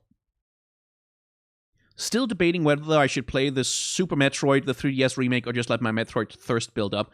You should play Super Metroid. Like, you should play that. Like, I think that's kind of a foundational text for Metroid. Like, if you want to play a Metroid game that'll get you ready for Dread, play Fusion. Like, because Fusion gives you everything you need to know in order to understand the story of Dread. But if you want to know the vibes, like why Metroid is the way it is, definitely play Super Metroid. Did you notice they seemingly made Samus's armor more feminine in silhouette? Yeah, I mean, that's a process that's been going on for decades, frankly. Actually, let me show you. I might as well. We have the browser. So if you look at Samus as she was presented in art for the NES, it was more or less this.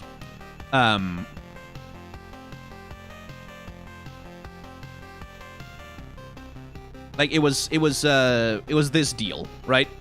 Where, like, she had a much more sort of traditionally sort of Space Marine shape. to her design, and was like, generally, like, this is why everyone thought she was male. Like, everyone thought Samus was a man, and it was such a huge reveal for a lot of players when they finally saw Samus underneath the power suit. And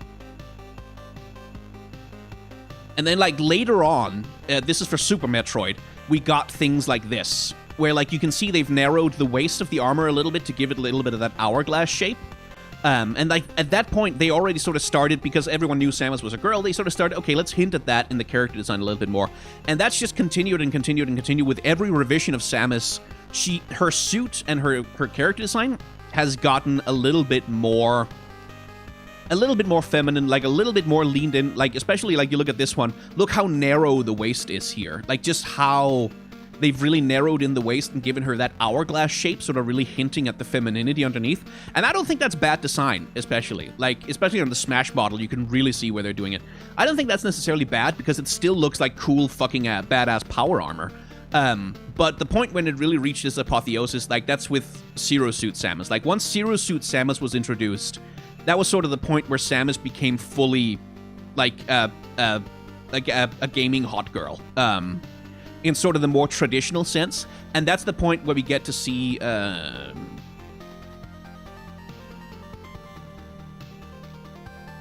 like that's the point where we get to Other M, which focuses so hard on Samus like being a woman. Like Samus is a woman, she's a woman girl, a girl woman who has mother feelings about things, like really just reduced her totally to her gender.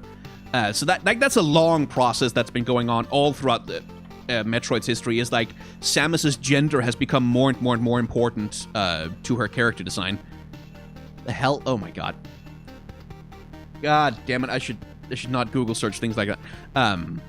Like that's been a long process for Samus, where it's like she's gotten more and more and more feminized as her history has gone on. And I have mixed feelings about it. I actually planned a What's the Deal with Samus video a long time ago that I never made, where I wanted to talk about that thing specifically. Maybe I should revive that project, actually, since Dread is coming around. Might be worth talking about it. Yeah, talking a little bit about, like, how she's changed. Yeah, I probably should.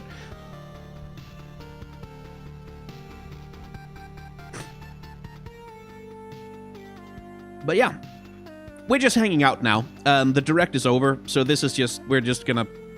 Well, actually, why don't I do that? There we go. So this is just hangout time.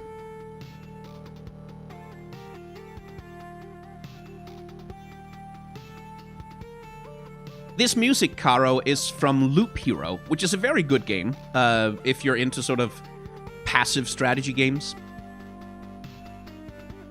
Yeah, oh yeah, it's still midnight for me, but I've chucked a whole can of Monster by now, so I'm wired, man. I'm not going to be able to sleep for a while, so we're just hanging out.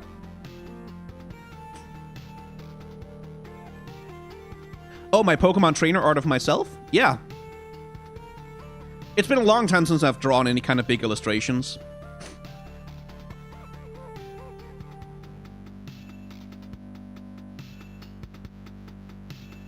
This one. It's like, that's the biggest art piece I've worked on since I stopped doing commissions for a living.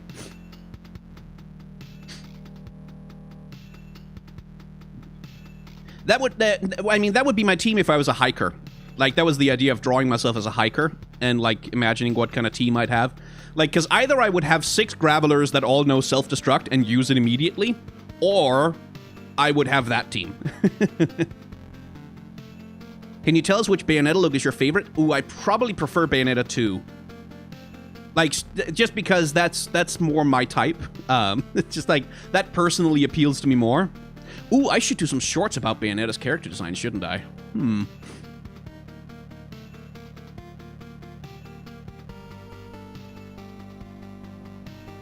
More of my old art? No, you can't see my old art, because I don't show that to anyone. You can't see it. I won't show it to you, because I'm embarrassed of it. But, I guess, oh yeah, I did this thing. I just basically copied the pose of Professor Oak from the original Game Boy game and, like, drew myself in. That's for the thumbnail for my shorts about Pokemon. I drew this wizard. Like, I wanted to play around with geometric shapes, so I made a wizard almost entirely out of triangles. just for fun. I made this thing. I'm doing a... It's not public yet, but over on my Let's Play channel, I'm going to do a Nuzlocke challenge. And I found the artwork of Red as an adult. And I basically just referenced that for the pose to use it in the thumbnail. Here's the one for my Ace Attorney, Great Ace Attorney playthrough. Did that one. Let's see. Did I have anything else? Oh yeah, here's the Monster Hunter one.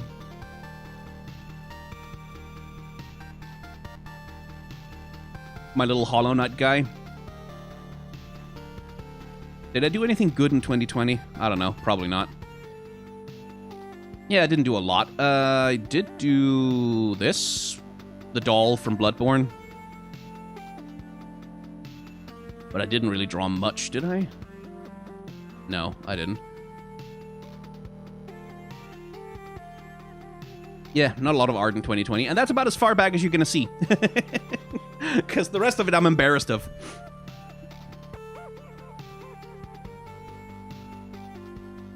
Are Bayonetta and Astral Chain connected? Not that I know of, but like, it's Platinum Games, they might. Like that trailer for Bayonetta was just full of references to other Platinum games. So, you know.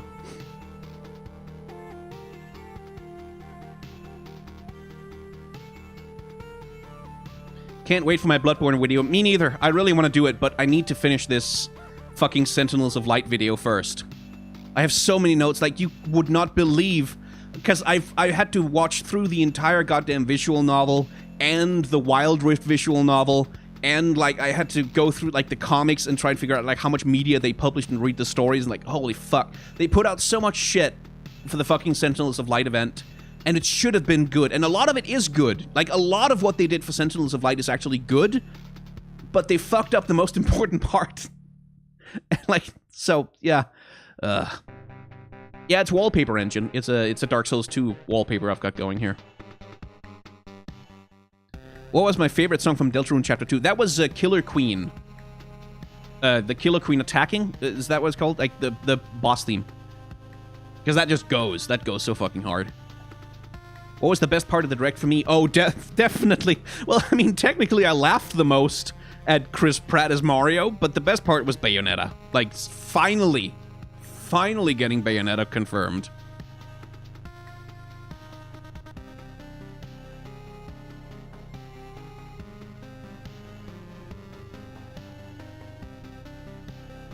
Big Shot is like, yeah, I mean, it's just a personal thing. I don't really like songs with those kind of vocal samples that much.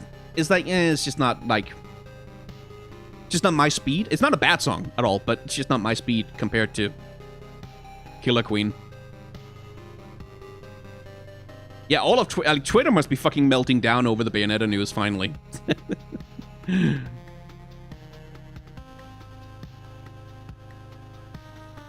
Oh, hello, Thick Figale. Thank you.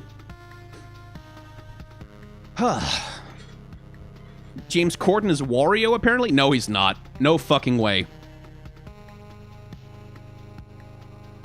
I'm Googling that right now.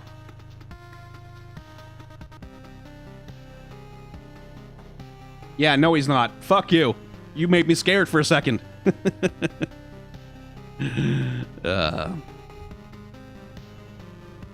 Twitter is melting down over Chris Pratt. As they fucking should. What the fuck? Did you hear me when that fucking thing got shown? Like, Chris Pratt, what the fuck?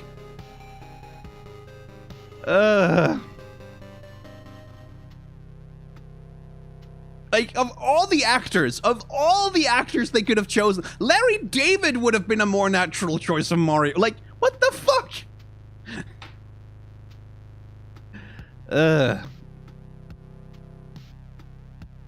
Tell me you're going to talk about how badly they treated the Black Rose. No, I mean, what my Sentinels of Light video has, like, I've written, like, 4 scripts for it so far. Like, and thrown them all out because they didn't really get to what I wanted to talk about. I think I have a script that kind of is beginning to work. I still need to work on it. But I don't want to focus in on, like, I don't want to do a nitpick of oh, here's the thing, like, where I nitpick every single thing and go, oh, yeah, this is annoying, this is annoying, this is annoying. I kind of want to try and get to, like, the root problem, like, the underlying problems of why the Sentinels of Light event turned out the way it did, instead of just complaining about each individual piece, because everyone else has done that already. Like, everyone else has, like fucking, where's Yorick? Like, why did they do that thing with the Black Rose? Like, everyone else has already been over that, so I'm going to try and I'm going to try and dig a little deeper. And I don't know if I'm going to succeed, but I'm going to take a shot at it. Keanu Reeves as Luigi. How far am I in Final Fantasy XIV? I have reached Mordona.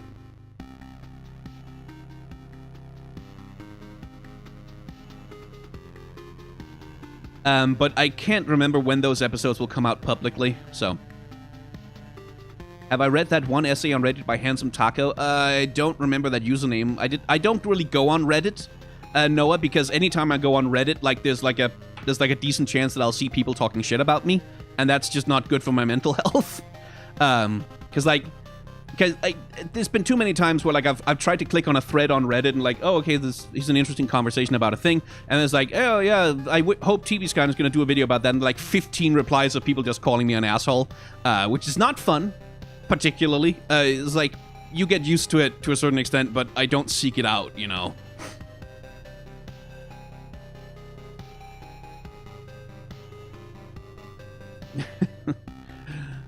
It's not fun to use Reddit for me, basically. Any opinion on Vivi driving a cart? I hope he's having fun. Like, I only want good things for my boy.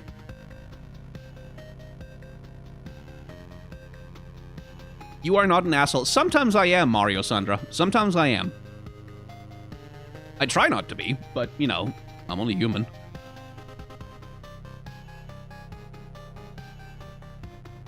And I become much more of an I become much more of an asshole if I read, like, hate comments on Reddit. Like, that makes me grumpy and short-tempered and kind of a dick, so I don't do it.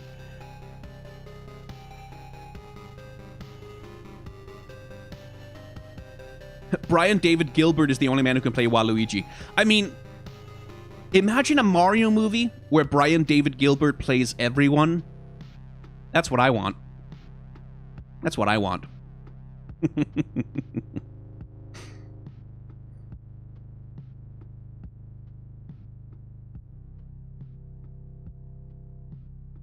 In before it's revealed that Chris Pratt has been a giant Mario fan his whole life and can 110% nail the voice. That would be interesting. Like, that would be funny. Like, that would be fun. Like if Chris, like, that's the thing, is like, either this movie is gonna be a fucking train wreck, like, either it's gonna be a complete just fucked up disaster, or somehow Miyamoto's gonna pull out a miracle and make a good movie, like, and somehow manage to get Illumination of all studios to make a good movie out of this shit. Like, and Chris Pratt is gonna turn out to be the perfect Mario somehow. like I had, like, there's like a 10% chance like that somehow this turns out to be really good. But probably not. Yeah, the Illumination, well, I mean, Illumination gets a bad rap because they made the fucking Minions, and, like, everyone fucking hates the Minions, and because they did movies like Sing, like, these sort of very pandering, sort of middle-of-the-road, crowd-pleaser movies and, like, jukebox musicals. And that's fair enough, but they are a good animation studio. Like, Illumination does good animation, they just don't do very good, like, movies. They do good animation, but the movies that they put that good animation in generally aren't that great. So, you know.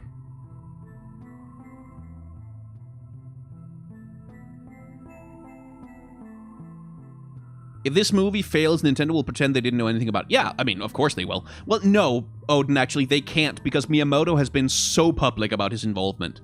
Like, he has been the point man, he's taken the lead on it, he has been the face of that thing for Nintendo, so Nintendo can't disavow this movie if it fails. What's in the games folder? I mean, video games. This is like a third of the games I have on my computer. Because, like, most of them, like, on Steam or the Epic Games Store or stuck in folders all over the place. I don't have any organization. Do you like Caitlyn's arcane face, or do you think it looks too Asian? Not gonna touch that one with a 10-foot pole, Caitlyn. Like, I think she looks like Caitlyn. What's the music you used on the Make Contact montage from Bloodborne? It's in the description of the video, Calico Cat. So if you want to know, it's in the description. Thoughts on the new Valheim update? No, I stopped playing it. I haven't played it in like months and months, so.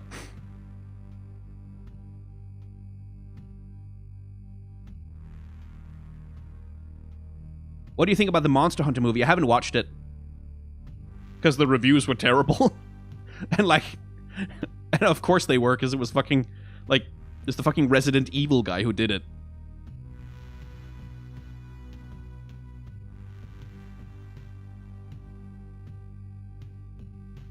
Thoughts on the repicks of the live action? I don't know what that means, Mud. Resident Evil? Like, are they doing a live action Resident Evil movie again? Because I don't have any opinion on that at all.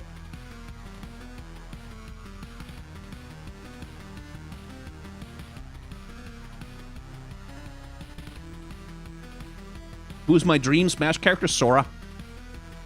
Sora. I want Sora. I'm not gonna get him because they're never gonna negotiate with Disney for that shit. But I want Sora.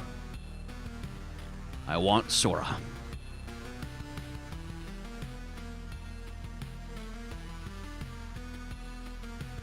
What's my favorite Bayonetta design for now? Bayonetta 2, like I said. Like, the 1 and 3 is cool. Like, I really like the variety, but Bayonetta 2 is my favorite Bayonetta design. She's just my type.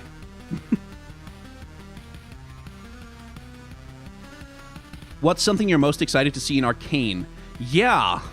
I mean, that's the question, isn't it? Because, like, I was most excited to see, like, Jinx and Vi have a sisterly relationship. Like, that really complicated, kind of dark sisterly relationship that they've been hinting at. But now that we know that, like, Jace and Victor are in there as well, and, like, Caitlyn is going to play, apparently, a more substantial role than I thought, you know, I'm kind of curious. I'm curious how hard they're going to go on the politics. Because, like, they've teased that. Like, for Arcane, they have teased the politics. Like, they've teased the idea that this is about, like, Piltover and Son at war. Like, about the class conflict between these two cities. And that's something that, like, that's something that they can get past the censors. Like, the censors in China are not going to censor that because that aligns with, like, the policy platform of the Communist Party. Like, that's not something that they censor very much. That's actually, that kind of thing is more censored in the West than it is in China, as far as I'm aware. So I'm curious, like, how hard they're actually going to go on those class politics. Like, on that thing about, like, the inequality and, like, the wealth gap between the two cities. Like, how hard they're actually going to explore it. And I think they probably aren't. Like, I think they probably are just going for, like, a personal conflict with, like, a bad guy representing, like, the evil stuff, and then we beat the bad guy and that fixes the bad stuff. Like, that kind of sort of neoliberal personal responsibility infected bullshit. Probably. But, like, I'm curious if there's going to be, like, if they're going to drop some hints about some actual, like, about actually understanding that class is at the heart of the Piltover Zon conflict. Was I shocked seeing Victor's face? No. It looks about right. Like, this is Victor when he's very young. Like, this is Jason Victor at this point are, like, very young men. Like, this is, like, way before he roboticizes himself. I am curious, like, I'm curious about what Victor is going to sound like. Because, like, in League of Legends, he's like, I am Victor, Herald of the Machines. Like, he's like, very stereotypical Russian villain, yes. The glorious evolution. Like, he's very that. And I kind of feel like he's probably not going to be like that in Arcane. Like, especially given who's playing him. Because, like, I don't think he's going to be, yes, Jace, come in. Let us discuss the latest research that I'm doing. I feel like they're probably not going to play him like that. So I wonder what his voice is going to be like. They're probably just going to make him, like, British, vaguely British. The same as all the people in Piltover. Because that seems like the thing they're going for is, like, everyone in Piltover is, like, vaguely sort of upper-class British, and everyone in the Undercity is, like, American and like, bad Cockney accent.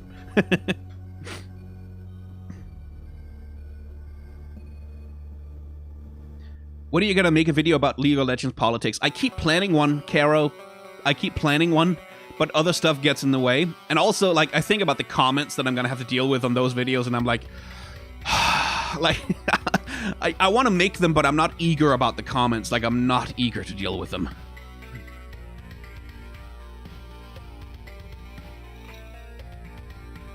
Jace, I upgraded my body to make my accent Russian. Surely, I am more than human now. Comments off? Yeah, I mean, I might have to. Like, depending on how it shakes out. Ugh.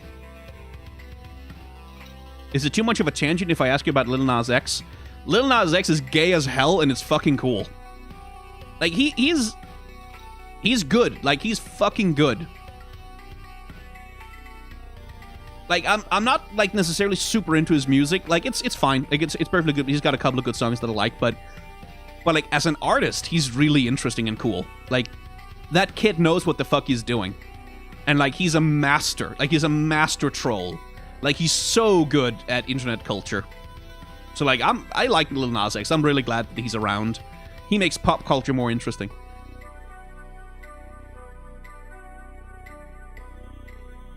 I didn't understand the pregnant bit he did in the TikTok. There's nothing to understand. He was just fucking around. Like, he was shitposting. It's a shitpost. Are there any other content creators you would want to collab with? I mean, I'd always be up for a collaboration with Nikrit, or Dinka, or Nicky Boy.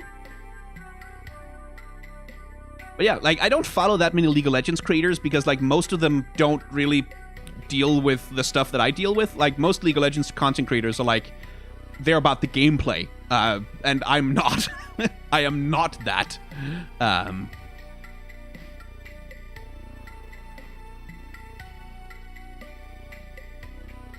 So, you know, like, there's not a lot of content creators that I know about that it would make sense for me to collaborate with. So, you know.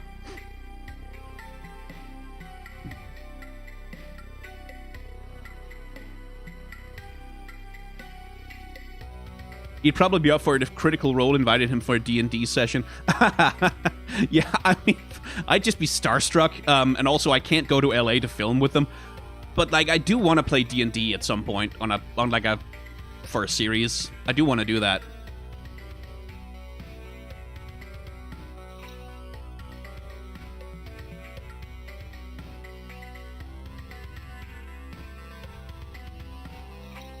I'd love to see you collab on story tropes with, like, Red from OSP. I mean, OSP is a very big channel, and I'm not, so I don't think there's much chance of that, but I would love to collab. Like, if I ever got the chance, I would jump at the opportunity to collaborate with OSP. Absolutely. But that's not happening. Anytime. Like, they have no reason to collaborate with me. Like, I don't get them anything, like, from like a business perspective, and also they don't know me. Like, so, not happening. Same thing with Vati Vidya. Like, I'd probably enjoy collaborating with him on something. I haven't watched his videos, though, because I can't, because I need to be spoiler-free. But, like, once I finish with Dark Souls 3, I guess, I wouldn't mind. But again, he's a much bigger channel than I am. We don't know each other at all. And he has no reason to collaborate with me. Like, he has no reason to care. Oh, hey, Nikki. Jack Black as Bowser. Yeah. You should have been there when I was fucking talking about... I lost my shit when they announced Chris Pratt. Like, I lost my shit. Oh, fucking hell.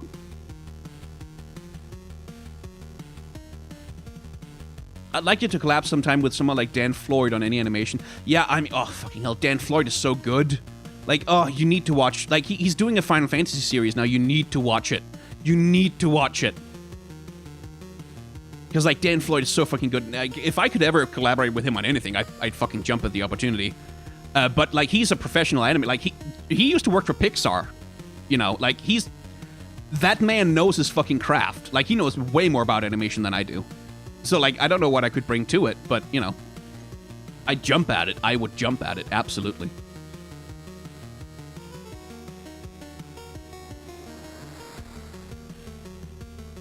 Please, quick spam Ivern lines. Yeah. They see you, Nicky boy. Have you given any thought to the next redesigning blank? Yes, I have one in the works with Apple Cork right now. Building a better... Well, you'll see. But we're working on it. We're working on it. Like, he's pretty busy right now. So, like, it sort of depends on his schedule more than mine. Thoughts on Nikki's art contest? The one where we're drawing monsters? I think that's pretty cool. Like, that's a good way to encourage more monster fan art for League of Legends.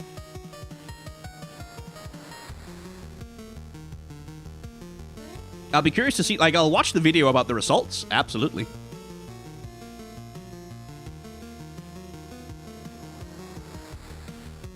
Was Apple Cork the artist you work for with the... yeah, it's both Ash and Janna. Yeah, that's Apple Cork. You figure it's Kai'Sa, do you? It's not Kai'Sa. I'll say that. It's not Kai'Sa. Thoughts on the animation on What If or Star Wars Visions? I haven't watched Visions yet. It only came out, like, today, didn't it?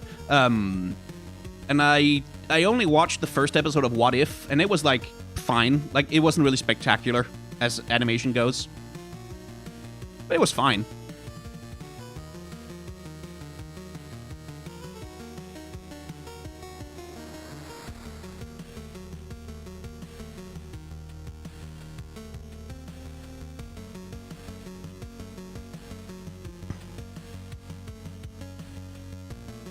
Would Skyan do a podcast with Dinka, Nicky Boy, and Crit? Like, I mean, Angular Bubble. I don't think it would be physically possible to get all our schedules to line up for that. I've tried doing a podcast with, like, one person, and getting two people together to record a podcast is fucking impossible sometimes, so good luck coordinating four.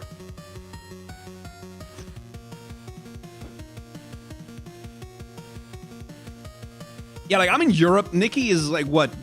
Somewhere in the North American continent. Dinka is in Israel. Nikrit is in, like, what is it? God damn it. It's not Hungary, is it? I can't remember. But, like, he's way to the east of me.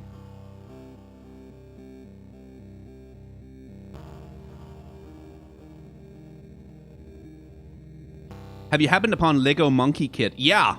So, Lego Monkey Kid, let me just check. I need to find the name of the...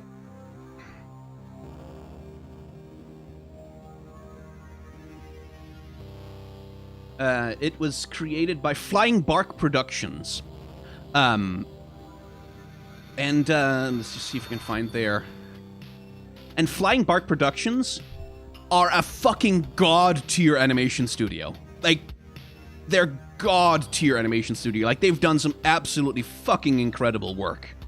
Just, like, look up their other stuff. Like, 'cause, like, there's some really cool shit in there. In places that you wouldn't expect, because, like, they haven't done anything that's, like, really sort of high profile, but, like, they do some cool shit when they get the chance to.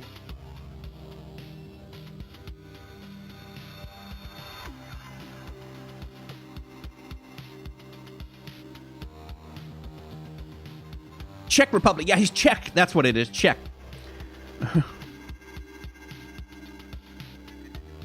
Are you planning on building a better Shyvana? No.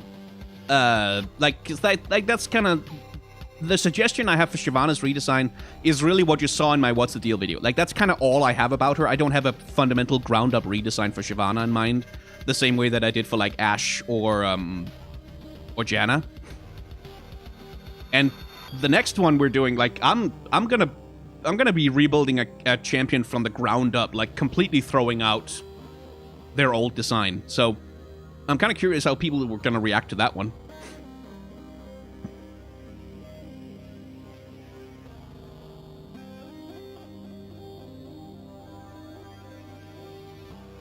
Building a better Kog'Maw. I mean, maybe someday, but it's not that one, no.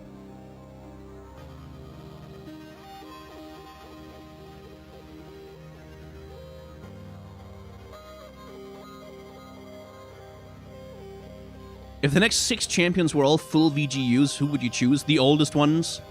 Like, I would just start at whoever's character model is the oldest and go from there. Which is what Riot should have been doing. Like, I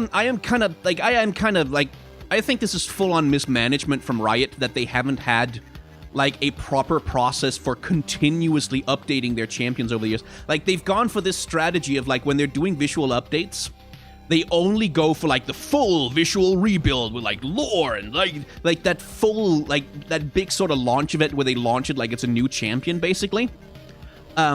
Because, again, Riot is like, oh, well, that creates the most engagement. Which is like, fuck you. Like, I don't give a shit about your engagement numbers. I care about the game being properly maintained, and what they should have been doing is, like, they should just been updating the champions quietly in the background, giving them new character models, giving them new animations, going on, like, as we go along, instead of doing, like, trying to turn them all into these big release events, because they're so obsessed with pumping up their fucking engagement numbers that it actively destroys, like, it actually hinders them in maintaining their fucking game. Like, Cillian should not still be in the game the way that he looks.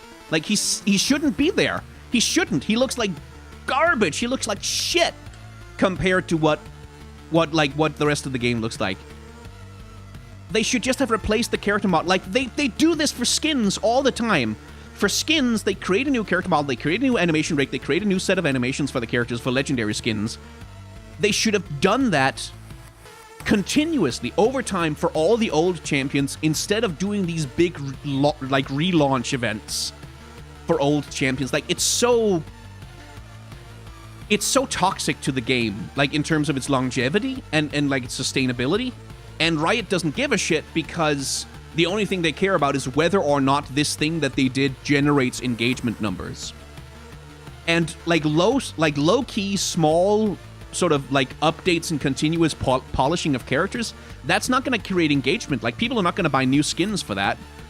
So Riot doesn't care about it. They don't do it.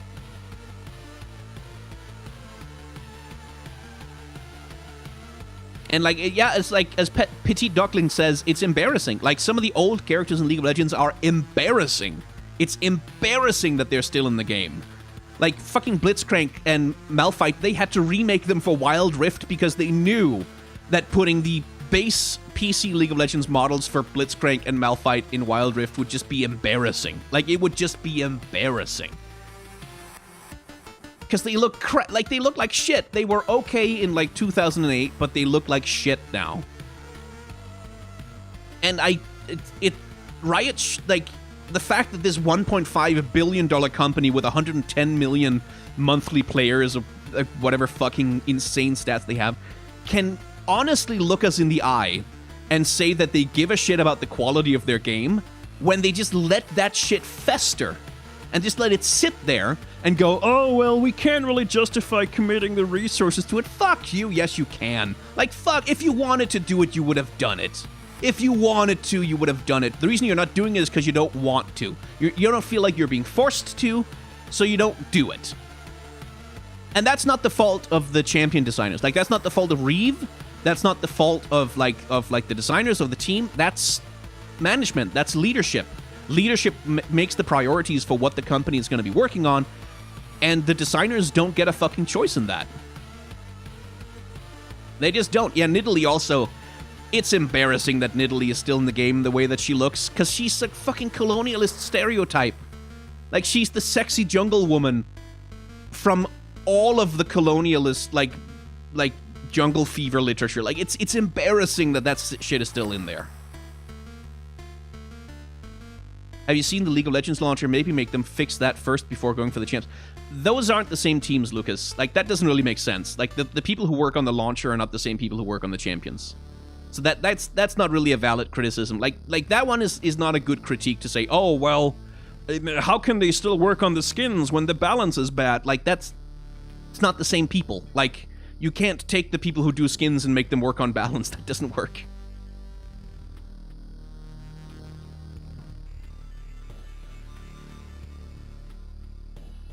But, yeah, I mean, it's just, like, Riot's priorities. Like, their priorities are so garbage. They're shit. Their priorities are shit. And that's something I'm going to talk about in my Sentinels of Light video. Like, that, I'm going to get into that about their priorities and how Riot's priorities fucked up the Sentinels of Light event. Like, that event got fucked up not because of the writers, who did the best they could with the circumstances that they were given. It didn't get fucked up because, like, of the artists or whatever. It got fucked up because management set some priorities that made it fucking impossible to do a good event. Just impossible to do a good event. Like, all of it. Like, all of it, from the choices that, from the people who got skins, from the way that the visual novel was put together, all of it was because of the way that Riot itself prioritized its resources.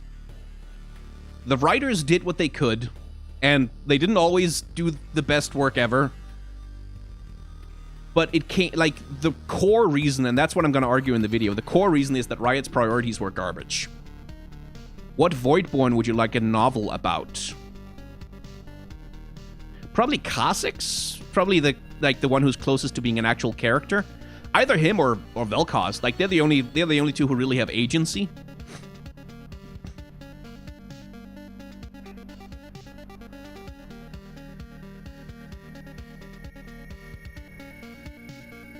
Here's my counter-argument that I have in the new video I'm working on. Sure, new champions is going to go for the profit in the short term, but maintaining old stuff will be good in the long term. Yeah, that's the thing, is like, they're gearing up for a fucking MMO, right? Like, Riot wants us all to buy into an MMO about their fucking universe in, like, 5 to 10 years, right? Like, whenever the fuck that thing comes out. That means that right now, they need to get us to care about their fictional universe. Like, they need to get us to care about these stories, about these characters, and they're not doing that because they're throwing out goodwill left and right in order to sell more skins, in order to get more engagement numbers. And you're completely right, like, long term, that's terrible for the game's health. Like, that's terrible for the IP. Like, you're not gonna get people to invest in your fucking MMO, which is a big fucking project that's gonna cost you a lot of money, and if that flops, you're gonna lose, like, you're gonna make some investors really unhappy. If you want us to get us to care about that, that has to happen now. Like, now is when you have to lay the groundwork for that. Now is when you have to actually put in the work of getting us to give a shit. Otherwise, by the time the MMO comes out, no one cares about the characters. No one cares about the lore. And that's the thing I fear. That's the thing I fear about the MMO, is that by the time the MMO rolls around, there's going to be like 230 champions in the game, and none of their stories are going to have been followed up on.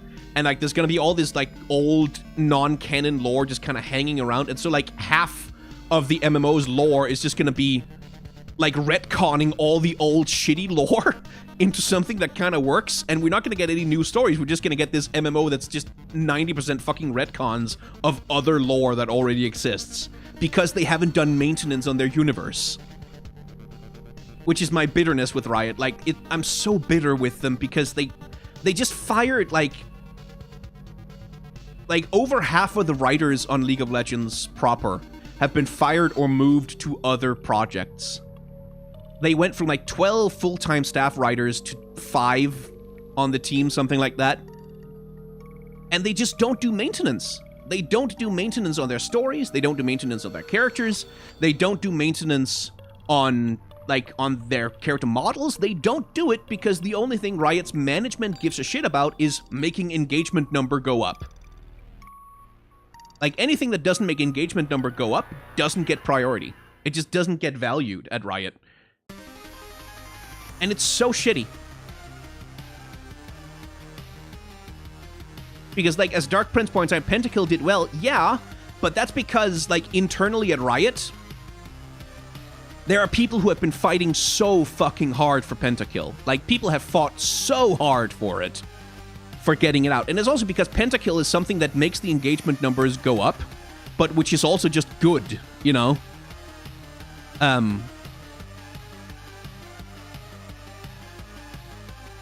But Pentakill is like a passion project. It's like something like, there's some people who are in pretty damn senior positions at Riot who like Pentakill personally, and they fight for it. That's why we get it. That's why Pentakill still exists, is because people in senior management positions, people who hold some power in the company, are protecting it and making sure that it keeps happening.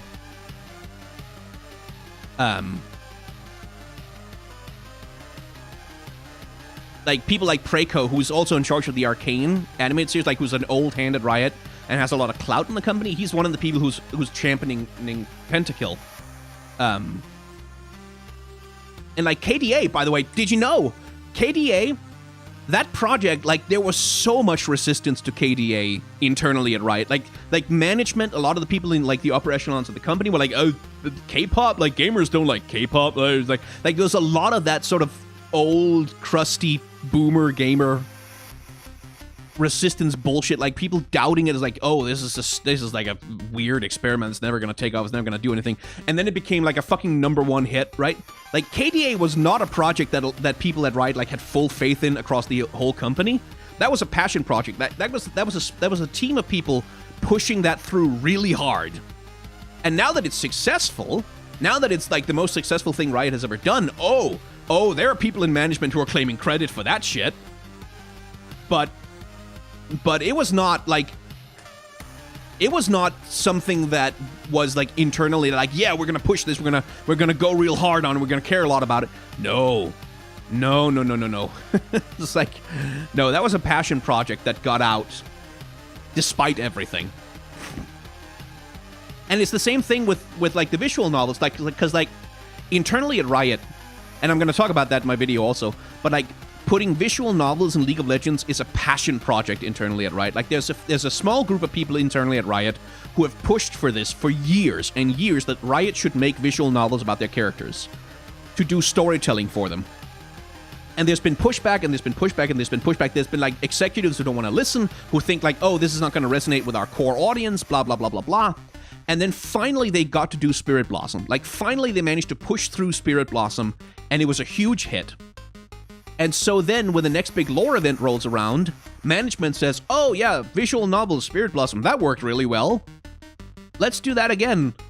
Even though this is a completely different event and a completely different story, where maybe a visual novel is not the best way to fucking express it. And no, you're not going to get a bigger budget, and you're not going to get more, like, development time. No, you get this, like... My sense of the visual novel is that it was developed with not a lot more resources than they got for Spirit Blossom.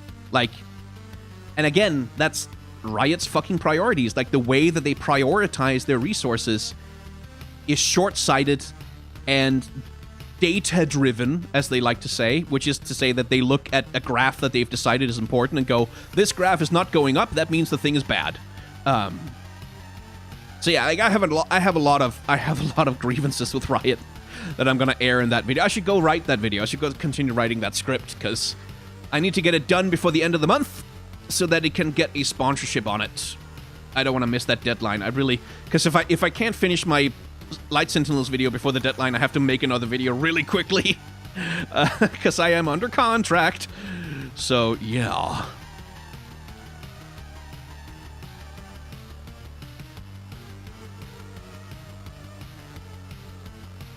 I'm getting it done first this time. Do you want to race me, Nikki? Do you want to race me? I have until the end of the month. If you can do it before then, you'll probably beat me to it. It's 2 a.m. How can you be this energetic? Whole fucking can of Monster, my friend. That's how I'm so energetic. Also, Chris Pratt as Mario. Like, that juiced me up pretty hard.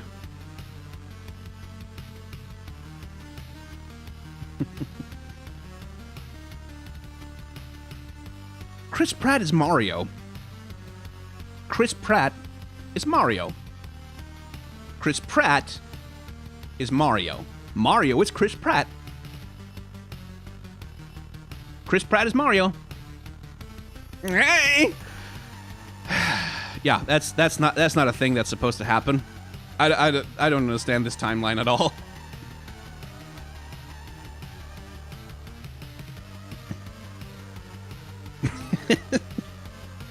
Yeah, well, do I think Riot watch your videos? I don't think the whole company does, but I know that Rioters do. Like, I know that there are people at Riot who watch, probably not all of my videos, but they watch some of my videos. Like, the people who, like, broadly speaking, the people who are responsible for a product will watch content creators' videos about that product. Like, they'll go on YouTube and they'll search for what are content creators doing about our product. So, like, If once I do a video for the Sentinels of Light event, probably the people who are involved with the Sentinels of Light event, certainly the community specialists at Riot, will probably watch it and like include it in like their internal data about the response to the event and so on. Like, I know that some Rioters watch my videos for fun, and some of them do it because it's their job. Like, it's their job to watch content creator videos. Did you see Dinka got LPP? Yeah. And good for her, frankly.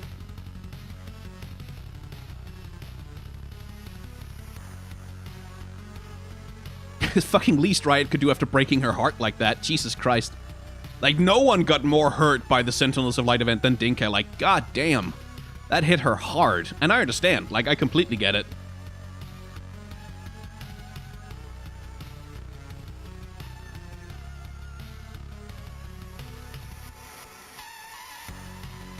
Because, like no one was more invested in, like, Viego and the Ruined King thing than she was. And, like, just to see it come crashing down like that, oof. Like, that's a rough fucking thing to have to go through. With something that you love this much.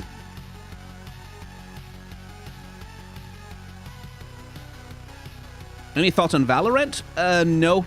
I don't play tactical shooters, so I don't... Like, I keep meaning to do videos about the character design in Valorant, but I just, like, I have so much other work that I need to do that I never find the time.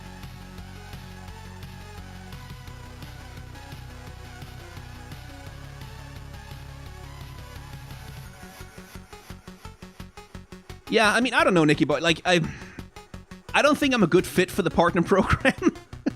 Like, in terms of, like, what Riot wants. Because, like, I don't do gameplay content at all.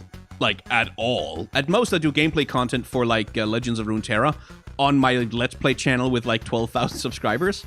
So, like, I just don't think I'm a good fit for it from their perspective. Like, I don't think they're gonna get that much out of making me part of the partner program. I think you're a good fit, though. Like, I think you should get it, but I just don't think I'm a good fit.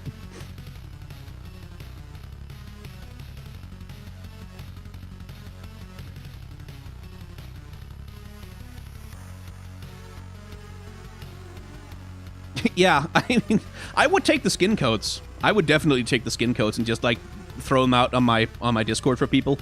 Happily. I would happily do that. But, like, again, I just don't think from their perspective I'm a good fit with my content. Because, like, they want... LPP is for people who do gameplay content primarily. Which is bullshit, because they shouldn't... Like, it should be way wider. But, again, it's Riot's priorities.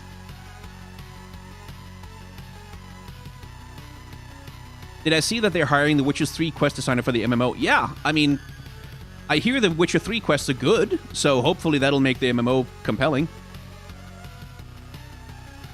Riot did gift you Legends of Runeterra. Yeah, for the Rising Tides expansion, they gifted me like a bunch of wild cards for that expansion. But that was because I was doing content about it on my main channel, you know.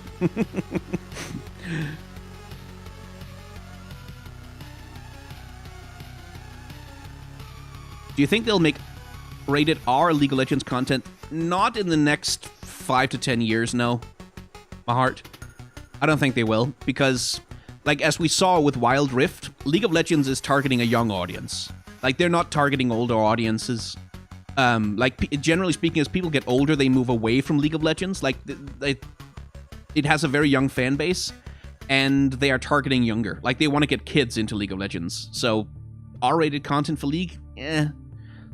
Probably not a priority for the company.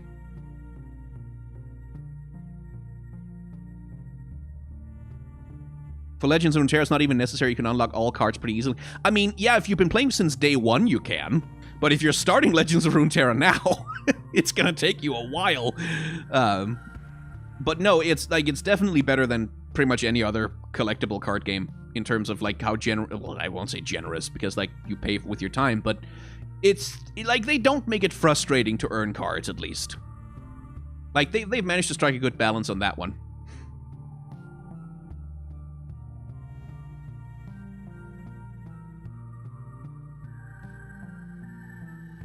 Dota is going that R-rated route. Yeah, that's one of the ways they try to differentiate themselves from League. Like, they try to go more R-rated, try to go more sort of adult than League of Legends, which is more of a cartoon.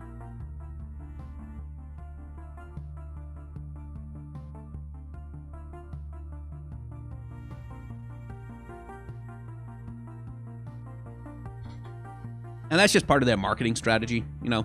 And that's Dota has done that since the beginning. Like, since the beginning, Dota has sort of marketed itself as the more serious, like the more serious, the more hardcore, like the more, the denial mechanics, more technical. Like, they've done that since the beginning. And League of Legends has always been the more accessible, sort of casual, friendly version of the MOBA. Like, I mean, nothing about League of Legends is very friendly anymore, but, like, fucking hell, all chat, like, goddamn. Watching other people play, just the shit that people say, holy shit.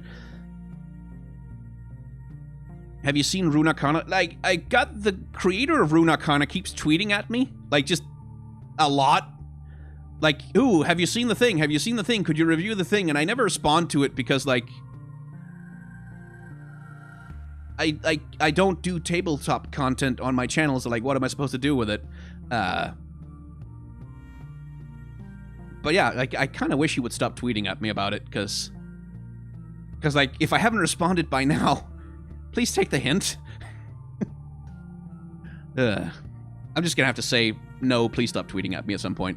Don't tweet at him for me. Like, if you see him tweeting at me, don't do it. Like, leave him alone. This was not a call out. Like, that's just voicing a frustration. Leave it alone. Don't speak for me. I hate that I have to say that, but, you know.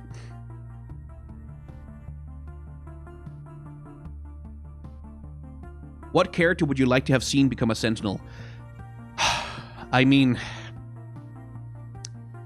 I kind of wish Garen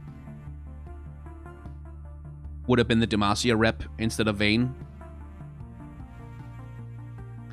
I kind of wish that Darius had been the Noxus rep rather than Riven. Kind of wish that Yorick had been the Shadow Isles rep instead of Gwen. You know, there's, like... The trouble with Sentinels is, like... well, I'm gonna save that for the video, but, like... I'm not entirely unsympathetic to Riot for the choices that they made for Sentinels, just because of the way that skins work within the game. It's just the way they handle the storytelling around it was bad.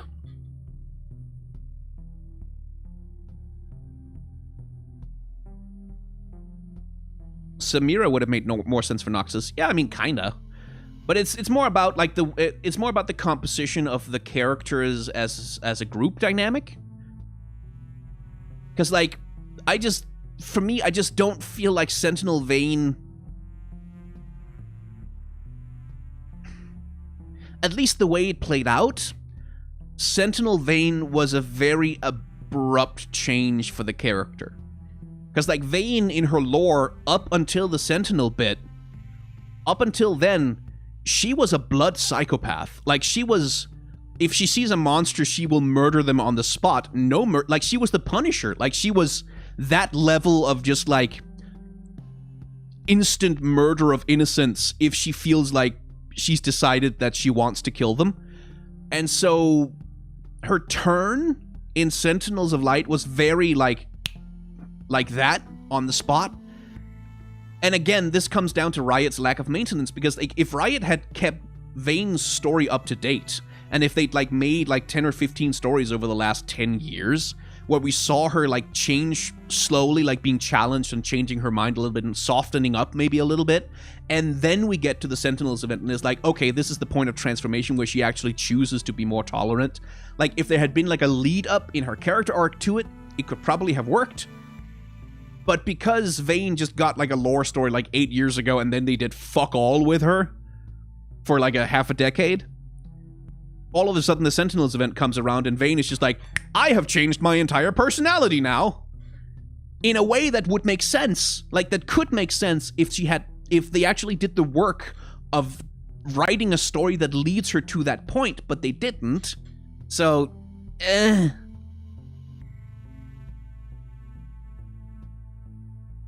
And that's the thing about the Sentinels event, like, it keeps asking you to suspend your disbelief. Like, it keeps asking you to, okay, just go with it. Like, okay, Vayne is a Sentinel now. Like, okay, little out of character, but just go with it.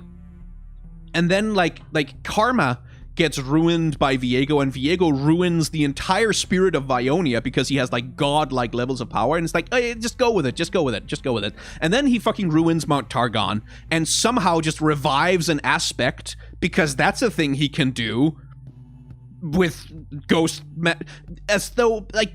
as though Pantheon has a soul that he can, like, whatever. Like, but just go with it. Just go with it. Like, it keeps asking you to just go with it. Just roll with it. We'll explain it later. Like, just roll with it. Just suspend your disbelief.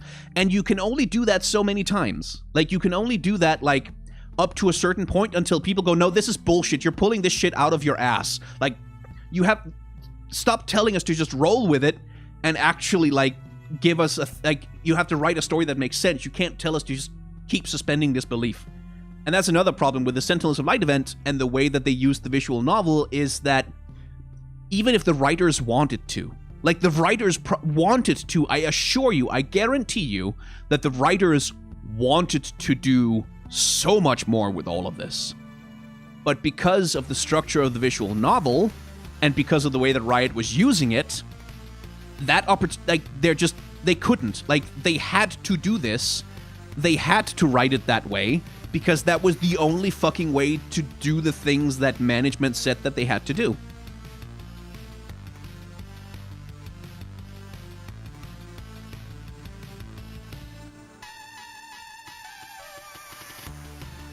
Graves' motivation makes sense. Yeah, Graves is like a good Sentinel. I like Sentinel Graves. Like, that's a good choice. That's a good decision. I would have liked Ruined Twisted Fate to go with him, but, you know, can't have everything. Don't worry, this will be undone by the end, so just roll with it and we don't have to explain anything. Yeah, I mean, that's the vibe. That's the vibe of Sentinels of Light, is like, none of this is going to be canon in the long run, so just fucking, like a crossover event in Marvel Comics, like, where it's like, oh, big crossover event in Marvel Comics, we'll just restore the status quo in, like, 2 issues, so don't worry about it. Like, it's that feel.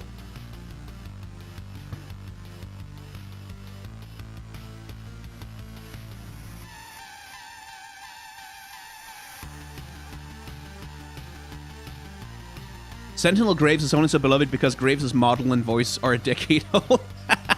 I mean, that's probably part of it. But like, I think Sentinel Graves makes sense. Like, he's one of the story choices that makes more sense, structurally speaking. Like, because the Sentinels of Light are supposed to work like a heist. Like the Sentinels of Light are supposed to be structured kind of like a heist movie where they're racing Viego to, like, steal all these special items from the thing. It's supposed to be structured around a heist, so they're building this team of, like, weird misfits that don't really fit together and have this, like, diverse skill set, and they can all do different things. And, like, Graves kind of works in that context. It's like he's like the criminal mind that they need in order to do their heist things. Like, that makes sense to me.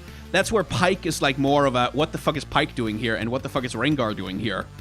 Like, where they don't really fit into that dynamic, but, like, Graves and Vayne fit into that. Like, Riven and Irelia fit into that. Like, from that perspective, they work structurally, but yeah. Also, Pike not being a psychotic murderer because Ilaoi said Viego is at the top of your list was pretty dumb. Yeah, I mean, that's again the thing of, like, the Sentinels of Light event also got screwed because the Ruined King game didn't come out first. Like, the Ruined King game was probably supposed to lay a lot of the groundwork for Sentinels of Light. Like, it was supposed to do a lot to build up the story before the visual novel. And because the game got delayed, I think the visual novel had to be rewritten a lot to sort of account for all the things that the Ruined King game didn't explain. So, like there's also that, like, that kind of fucks them over, like, because Misfortune's storyline in the visual novel is 100% so fucked up because the Ruined King game was supposed to lay the groundwork. Like, the Ruined King game was supposed to justify why Misfortune turns the way she does. And because it didn't come out, Misfortune's story just feels like a slap in the face. Like a complete character assassination. Like, God, that Bilgewater chapter was stupid. Like, just, like, having Misfortune act that way. And again, it would probably have been a lot better if the Ruined King game had come out, but it didn't. So, we have to judge it for what it is. And what it is bad. Really, really bad. Just Very bad. Like, one of the strongest female characters in the game, and her story is all like, oh, Viego, please, I'm so scared of Gangplank. Please penetrate me with your big, long, hard sword. Like, so I don't have to be scared anymore. I'll serve you. Like, because you can get Miss Fortune there. Like, again, like with Vayne, you can show that Miss Fortune is so desperate, like that she's been put in a situation where she's so desperate that Viego's mind-controlling influence can make her do that. Sure, you can get her there, but the Ruined King game didn't come out, so she didn't get there first, and now it just plays out like this character assassination. Like, just like she's such a weak coward. Like, that's how she plays in the fucking visual novel. She's just a coward. She's just a weak, like, insecure coward, which is like, fucking hell, that's Miss Fortune.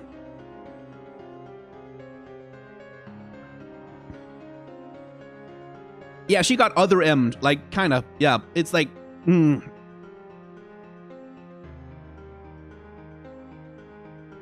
Yeah, I mean, bleh. It's...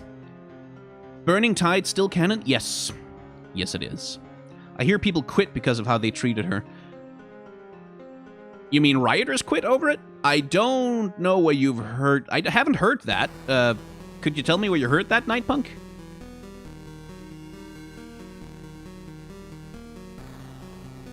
What if they're planning on using the Ruined King game to retcon the Ruination event? I think that's partly what they're doing. Like, I think that's partly why the game is being delayed, is so that they can do a little bit of... Like, they can try and sort of massage things. You heard it on Twitter. Yeah, well, I mean, yeah, don't believe everything you hear on Twitter.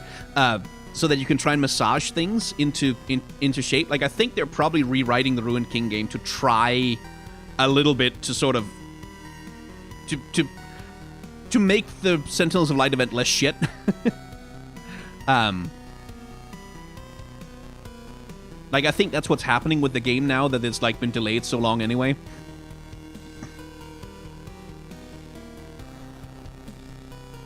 Which, you know, maybe that works out, maybe that doesn't. You know. Am I gonna play Eastward? No, I don't have time.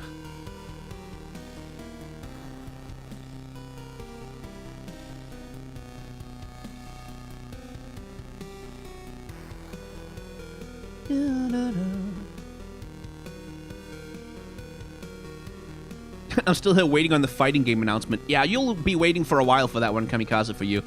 Like, Project F and Project L, they're far away. Like, we're not hearing anything about those for, like, a while. If anything, like, I think Riot showed them off way too early. Like, but they wanted to show them at the 10th anniversary event, like, but they showed them too early. Like, we're not going to hear anything about them for a long time. How would I improve on Gwen's design? I wouldn't do much. Like, mostly I'd just give her a slightly more explicit puppet anatomy. I'd just make her slightly more explicitly a puppet, rather than, like, just a human girl, but that's it. Have a good rest of the stream. Yeah, thank you, Nikki. I'm probably going to end the stream in just a second, because I need to write my script as well. I'm sure they mentioned they were showing Project L near the end of the year. Okay. Yeah, that would be good. Be nice to hear about it. Have I done the other route on Deltarune? Nope, and I won't ever, because that will make me sad. How far are you in Ace Attorney? Can't wait for the next episode. You're gonna wait for a while, Caro, because I've stopped recording anything except Skyward Sword for a while, because I need to work on my main channel, and I just don't have time to maintain the videos on the gameplay channel. Like, Skyward Sword will still come out. My Pokemon Nuzlocke videos will still come out, because other people are editing those for me. But it's gonna be a while before you see any more Ace Attorney. Gonna be a while before... Well, I have a lot of Final Fantasy 14 videos queued up, so you'll see those for a while. But I'm gonna have a break from most of it.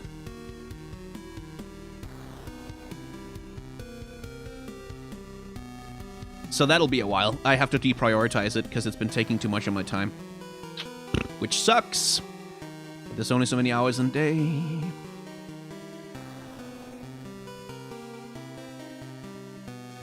Anyway. I think I'm going to cut the stream here.